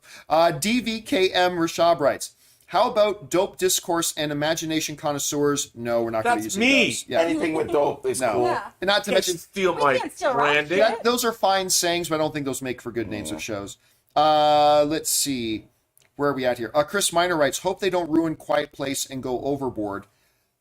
Oh yeah, the title screen. for Yeah, Quiet Place. they showed it. They didn't show It's anything a else. prequel. Yeah, it's A Quiet Place Day One. Title, please. Yeah, title. Sorry. It's A Quiet Place Day One is going to be the name of the Quiet Place thing. So I don't think they're going to go too overboard. Yeah, that should be our new name, a title place. A title place. There we Or go. a non-title place. All right, next up, Thank you, Ray. we've got Brand Man who writes, can't go a day without catching up with you guys, and I wanted to lend a hand with the new show name hunt. Skip the intro or campaign time. Thank you so much for the recommendation, Brand. And thank you for being along for the ride on the show. Jedediah Elias writes, without your show, I wouldn't know how I would get through my job. I work the night shift for a shipping company anywhere between 6 to 8 hours. Seems simple enough, but can't really exhausting. Without my favorite podcast distracting me from my shift, you guys are lifesavers. Thanks for everything you do. Oh my god, that's so sweet. Thank you. Well, thank you for getting the rest of us all of the stuff. Working in Yeah. shipping is a really challenging job. Yeah, anytime, please- Especially today. recently. Yeah, especially these the days. past couple of years. So thank you for Stay what you awake, do. please. Thank you, Jedediah. All right, next up. Man with the Master Plan writes, why no Universal discussion? Will we have a Moon Knight spoiler discussion? Thank you for your hard work, team. Can't wait to see your studio. So there are two reasons there wasn't a Universal discussion. Number one was it was really quite dull. And long. And it was really long. And long. number two is and I think I speak for most everybody here, we were exhausted. I mean, it was going. And it was like, you know what? I just made an executive after the Universal thing was done. They really didn't show anything significant. They showed a lot of little 1-minute teasers and whatever, but There's some fun new stuff. Bros looks really fun. She Said looks really intense. You know, there's a lot of stuff. there are on a couple interesting things, but these are things we can cover on the John Campea Yeah. show. There were like Over the next 25 year. movies. Yeah. It was Yeah. a lot. It was a lot. And a lot of talking. A lot of talking. So those two reasons were the ones we didn't do one for Universal. As far as Moon Knight spoiler discussion, no, there will not be a Moon Knight spoiler discussion. I haven't even seen the episode yet. Like, that's how Same. busy everything has been here. And by the time I have seen it, it's too late to do a spoiler discussion. And I've been watching the newest Halo episode in like 5-minute parts. Anytime On his phone. I was in the As line. we're walking into the theater, had- Ray's We're like, Ray, are you watching Halo? Closed caption on. As soon as someone talks to me, pause. I've been watching it broken, so I'm trying to watch that too. So Like even the new, like we sat in there for 2.5 hours to get to Jurassic World, and then it was like a 90-second thing, and 80 of those seconds was footage we've already seen before. So It got- it's pretty We disappointing. got to see Betty Goldblum. right, Yes. it got so long. I was like, they better show Jurassic World. They better show it. I will stay now. But But it no, was they so- didn't. Yeah, they didn't so show us. anticlimactic. It felt like such a waste, to be honest. In the end, All right, let's keep going here. Jake C writes, can anybody buy tickets to CinemaCon? Love to go. No, technically no. You have to be in an adjacent industry. So like if you make soda dispensers for movie theaters, you can buy tickets to CinemaCon. If you work at a studio, you can buy tickets to CinemaCon. If you work in a movie theater, you can buy tickets to CinemaCon. If you are media covering the things, you can get tickets to CinemaCon. But other than that, you can't, not just anybody can get them, unfortunately. But your best bet is find somebody who does qualify to buy tickets and then just offer to buy your own and tell them to add you to the staff list. That's totally a way you can do it. It's That's how totally a way I you can do or it. just go down to your local cinema, get a job, serving popcorn For 1 week. for get a job in March serving popcorn, and then just quit right before CinemaCon and be like, I'm going to Right Vegas. after CinemaCon. Yeah, right yeah, after. after cinema.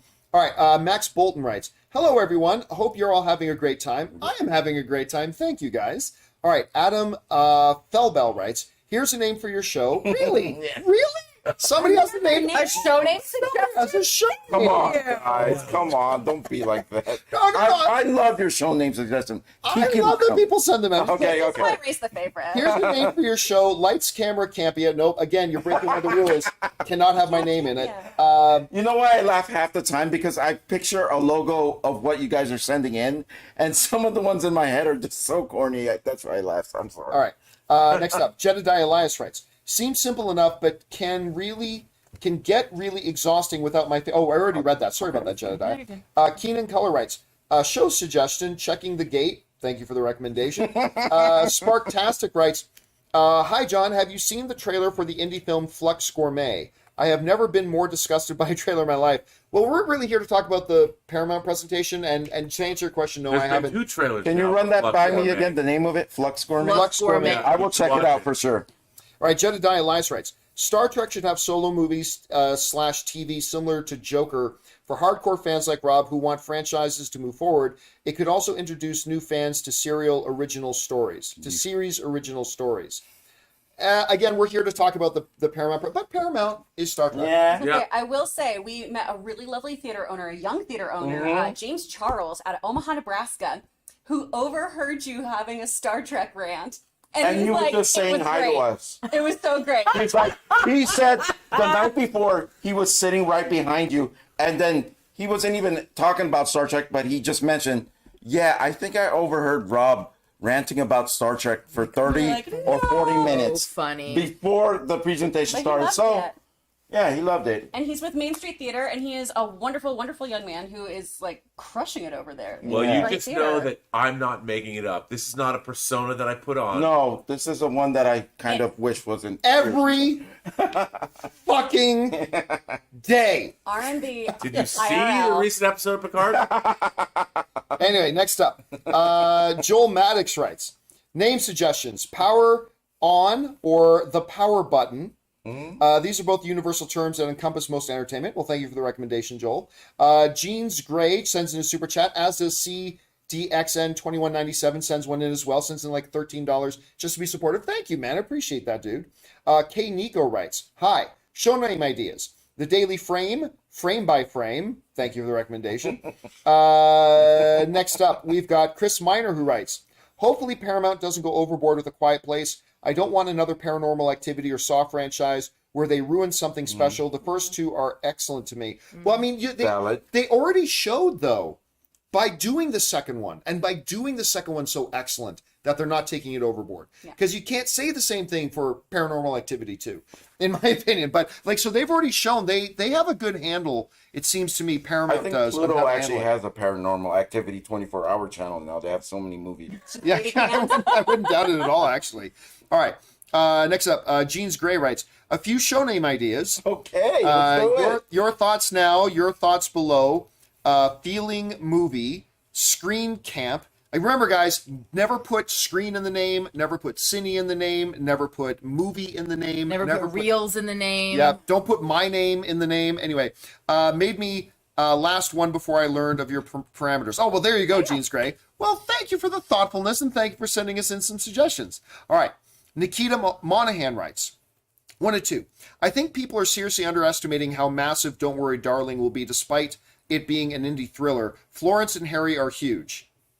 I think it's going to do I well. think it's gonna blow up. I think so too. These trailers I really are gonna don't get, think so at all. Yeah, are going to blow up. I think Anyway, it could be something Let me that finish the second part of it. Oh. Part 2 of 2. Among the youth, and this is the sexiest cast this year: Florence, Harry, Chris, Gemma Chan, Kiki Lane, Nick Kroll, Olivia Wilde. Sexiest cast this year. Yeah, but Valid. I listen. I think this movie's going to be awesome. These movies don't make huge box office. They just generally don't. And I so love word of mouth, baby. I hope you're right. I really don't see it being like, don't get me wrong, it's not going to make $8 million, but it ain't making $400 million. So, I mean, Yeah, I know. maybe. I Harry mean, Styles. Harry I bet Styles. on him. but here's the thing, putting giant big stars into movies, we've always seen, never automatically equates to box office. Oh, but what if they put BTS in it? Like $500 billion at the box office. Even, but no, If they've it's shown Harry Styles going down on Florence Pugh and, And BTS BTS surrounds him. while he's doing it, BTS is standing around singing his song while he's doing it. Dynamite. Why is it always BTS? Why not Blackpink in your area? Oh, cares? I love Blackpink. Okay. So do I. Add Judge Judy at the end. Boom! Talk 600 about billion. Lisa, my favorite member. All right, of all right. Blackpink. Come on. All right, let's keep going here. I'm a dirty old man. Let's see. Yeah. Shunak 11 Show right name. pitch Sorry. sends in like a $20 super chat. Thank you so much. Amazing coverage, guys, and good luck on the new studio. Thank you. I mean, it's first of all, we got to give a shout out to Jonathan Voitko, the Voitko, B-man. also Thank you. known as Fact Checker Jonathan, who, while we have been here in Vegas trying to cover CinemaCon, after we got everything moved into the studio, Jonathan stayed behind, and he has been working all week in the new studio, trying to get it all set up and ready to go so we can do hopefully, our first show from it officially Monday. Whether or not we're going to be able to do that, I don't know for sure, but that's what we're aiming for. good So, luck. Please send me the address. oh, that's right. I should give you the address, so hopefully you can arrive there. I don't know where to go. I asked him last week, I go, oh my gosh, are you coming to Vegas? And he goes, I can. I have to put the studio together. I hope I you don't. guys have I don't fun. get to do anything fun. I don't get to go. You know what's funny? Oh, sorry. No, but I don't know that he would have been able to come anyway, because I sat down with him. I said, look, I know this is all last second. We've been trying to get him, we're assuming, but would you like to come to CinemaCon? And he said, honestly, next year I'd love to, but I mean, he's got 3 kids. Yeah. And What? yeah, Well, yeah. He could just do like what I do and go, 3 sorry, kids. fucker, bye-bye. yeah. He inherited them. And then also, Anyway, so talking about next year and things like that. I want to say this real quick before I forget to say it. You know, last year when you and I were here, you know, you sort of like threw it out almost as if like, hey, this will be a fun idea. You know what? It'd be great if next year we all come out together. And I was like, yeah, that would be super fun. I'd totally do that, knowing that Tom and I weren't expecting a baby and like the logistics of all us coming out here. And I have to say, first of all, thank you so much, Yeah, John, it's been for so actually fun. like, you know, saying, no, I'm serious. Like, let's do it. Thank you, Chris. Thank you, Ray. No Thank you, problem. Rob, for It's like so all nice. coming along. Thank you, Chris, for like You're the being best the best roommate. roommate. And also, thank you to my mom for flying out from Texas to help Tom take care of the baby. And thank you, Tom, for being the best husband ever and like being cool with me, just being like, okay, I'm going to Vegas with all my buddies to, you know, go do some work. And honestly, like this is one of those things So that just makes fun. me love doing this show is because in addition to getting to see movies and talk about movies, it is such a wonderful experience to be here and experience movies in a way that so many other people don't get to experience them Agreed. at CinemaCon. This is such a beautiful experience, and I really hope that we get to do this year after year. So thanks so much, John, for making One this quick happen thing. for us. I was about to just say, Tom is the reason why you're here, you know? I only like Tom. It's true. Yeah. Tom and Ray have a bromance thing going Yeah, we on. do. All Hi, Tom. We keep going on now. Tim Platt writes, show name suggestions. Critical viewing, Viewers United, The Entertain Dome. Thank you for the recommendation. He did apologize to us on the chat for sending it. So thanks, Tim. It's okay. You get a pass. 100 Movie Marathon writes, hey guys, thanks for all the great content. Well, thank you, man. I love seeing all 5 of you on the show. Random question, what's the best food you've had in Las Vegas so far? Crab legs. I'd say the same place, but their Polish kielbasa was top-notch. I hate Top-notch to Polish say it. kielbasa. I hate to say it. Jersey Mike's, the one I brought from Baker. When we stopped in Baker? And ate here was really good. I'm sorry. Y'all are gonna make fun of me, but my veggie burger from Bobby's was really good. Yeah, as you It was guys a really all good heard veggie during the burger. Stamps.com Yeah. commercial, clearly Bobby's Burgers down in the food great. court is fantastic. I'm going to actually have that after we're done here. I got to have a burger. So, All right. Rob? Rob, Thank what you. was your favorite? Oh, that's right, Rob. I like the Jack Daniels? fettuccine Alfredo at the Cafe American. American. Oh, That's the good. Yeah, we've eaten at the Cafe Americano many times. Yeah, I like that. I Yeah, like their It's a food. good Okay. place. Bloody Marys are great. And 24 hours. A little expensive, but we're in It's Caesars. Vegas. We're in Vegas. Well, more than just Vegas. We're in Caesar's Palace. I Did you guys just turn into super twins right now? We are super twins. Activate. All right, Sam Fisher writes, MI7's title is so stupid. No movie ever marketed a part 1 except for Deathly Hallows. Stays that way. Infinity War didn't, Spider-Verse didn't, Justice League didn't. Well, there's a couple things. Because Infinity War and we've had this discussion before, guys. Infinity War and Endgame are not part 1 and part 2 of the same movie. They are two completely different start, middle, and end movies. They are not part 1 and part 2. So that there's no point in even bringing that up. Kevin Feige already confirmed that like they're completely separate movies. On top of that, there have been many movies that have part 1, part 2. For instance, obviously the Harry Potter Deathly Hallows, Hunger Games has had part 1 and part 2. I mean, so yeah, it is, and I just hate when they're titled that way. I agree with them. I don't like when they're titled that way. It gives the movie no extra description. but or, I get it if it really is. Here's the thing to me. I'm okay with you calling something part 1 and part 2 if it really is, like, if this movie doesn't have its own beginning, middle, end. Like, you get to the end of the movie, it's like, this didn't feel like an ending. Like, Infinity War had a definitive ending. Thanos won. Done. You did? Then they fast forward 5 years, and they go on to something else. So, I mean, guy it's behind fine. It's fine. All right. Wait, I gotta go get my taxi because it's almost time Yeah, for me yeah. to be on a plane. All right. Well, go Okay. ahead, Chris. You I'm take sorry, off. you guys. See you guys. Bye, everyone. Or see you. Chrissy Denuncio. Well, Rob can come around and sit down on No, the couch I'm- now. I've been trying to figure out who this guy behind us was. Is it possible right. for me to get on that same flight?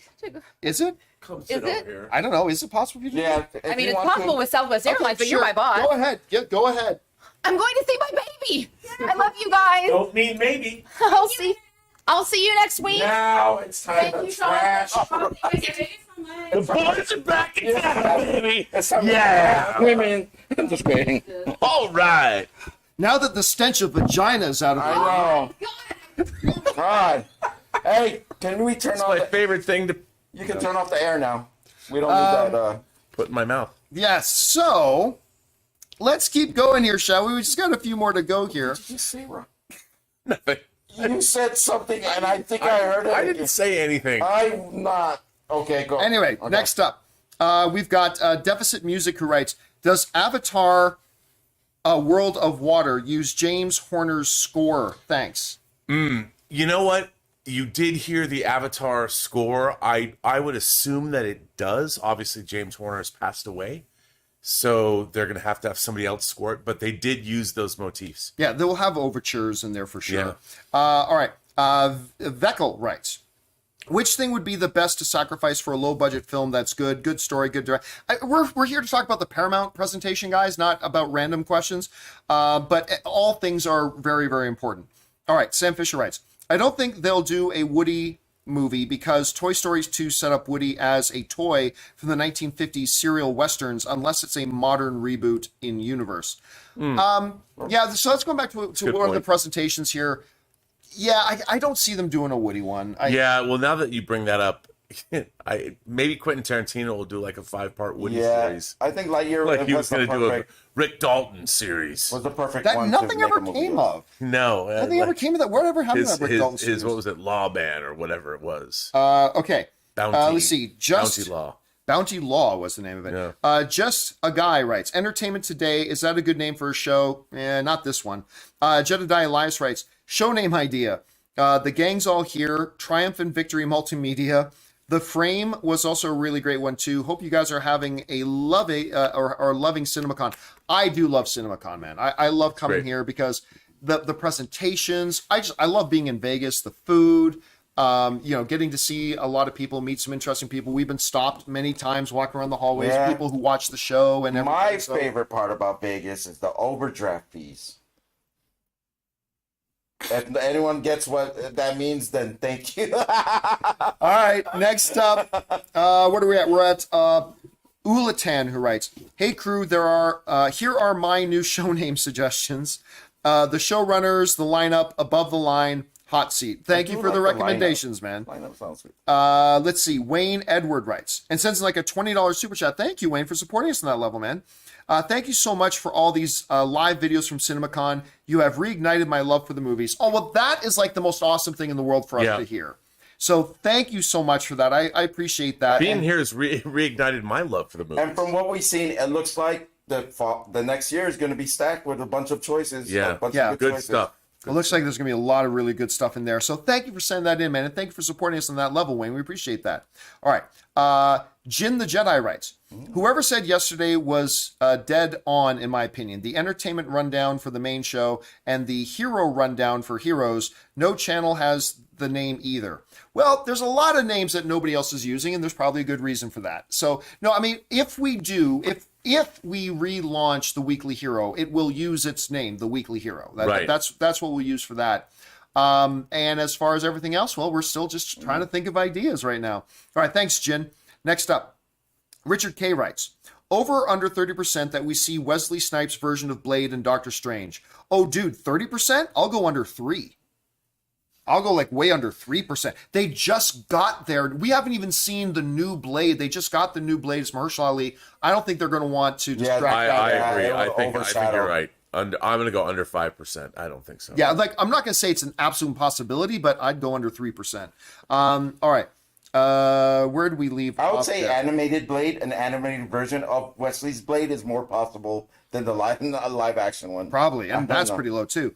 And then we just have super chat sent in to be supported from Brittany Howard. Thank you, Brittany. Fredo, Velkaz, and PC Daywalker 3 just all sent in super chat badges to be supportive. And guys, that's it for, well, gosh, not just our coverage of the Paramount Presentation and Top Gun Maverick, but that will do it for our coverage of CinemaCon 2022. Now, we're obviously going to talk more about CinemaCon over the coming days and weeks and everything like that from back home in LA. And then you mentioned that you might going to be going to the other one, the last one. Yeah, we're going to go to and if some big news pops up, maybe we'll throw down something. Yeah, if something massive comes up at the Lionsgate thing, but otherwise we'll just talk about it probably tomorrow on the John Campea Show. I didn't like when I read, possible updates of John Wick franchise. That sounds very minimal to me. Well, and updates would be just some news like, they get. we shot at this new area.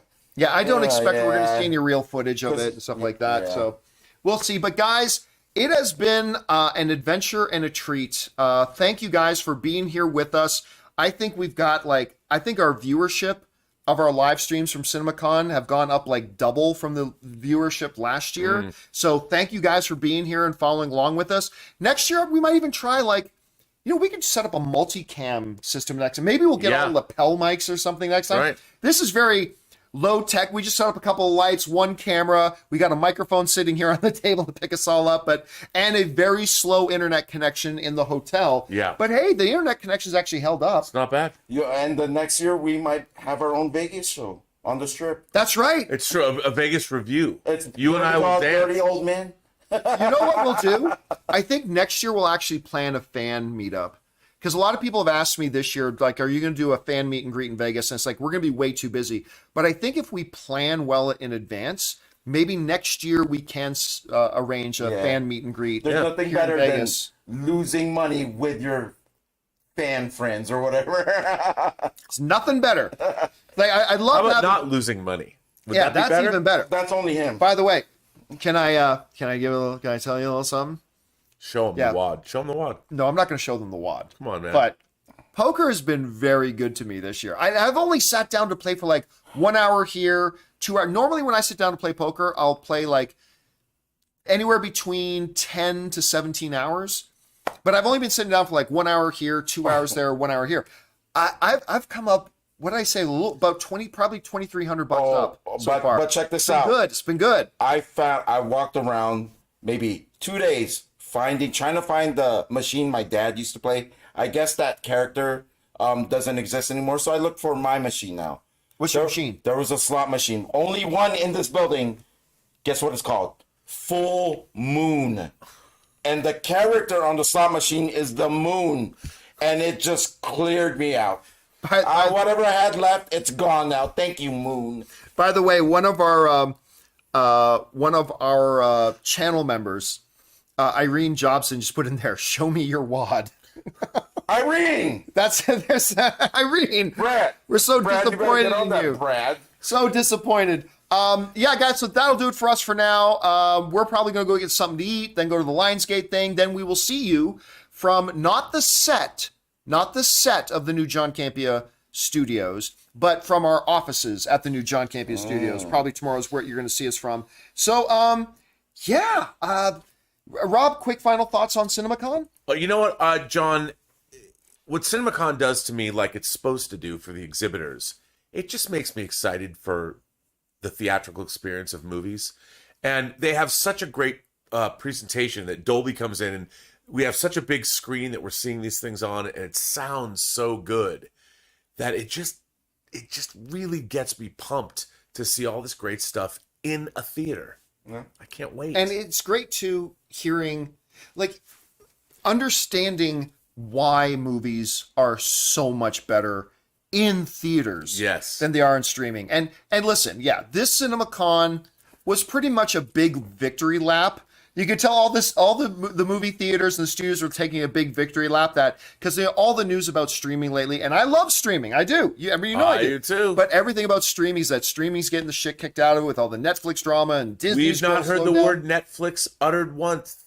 No, not here. Not but here. They're all talking about how, hey, look how much the box office is up. Look how much everybody's going back to the movies. Studios want to put them in theaters again. That's the better experience. And I just am even more pumped for CinemaCon next year, because even this year, some of them were still held back because of the pandemic. I mean, wait until next year. I think everyone will be ready to go, fully loaded, with more footage from everything we've heard of today. It's going to be crazy. For me, 2 for 2 in the screenings we saw.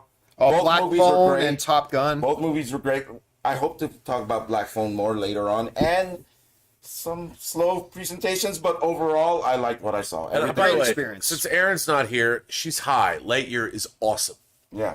Yeah, well, hey, look, but that's the thing. Films are subjective, like whatever. But I loved what we saw. Again, I'm standing by it. Like, who knows? Maybe the rest of the movie sucks. I don't know this for sure. But right for now, way in advance, my prediction is that it will be the fourth film in history, the fourth animated film in history to be nominated for Best Picture at the Academy Awards. Sure. We'll find out. Anyway, guys, that will do it for us for now. Come and join me and Rob tomorrow when we'll be back, of course, in our new space tomorrow. We won't be in Vegas anymore. Come back and join us then. We'll talk probably a little bit about the Lionsgate presentation, I'm going to guess. Yeah. So, guys, that'll do it for us for now. Thanks a lot for being here. My name's John Campea. Until next time, my friends. Bye-bye.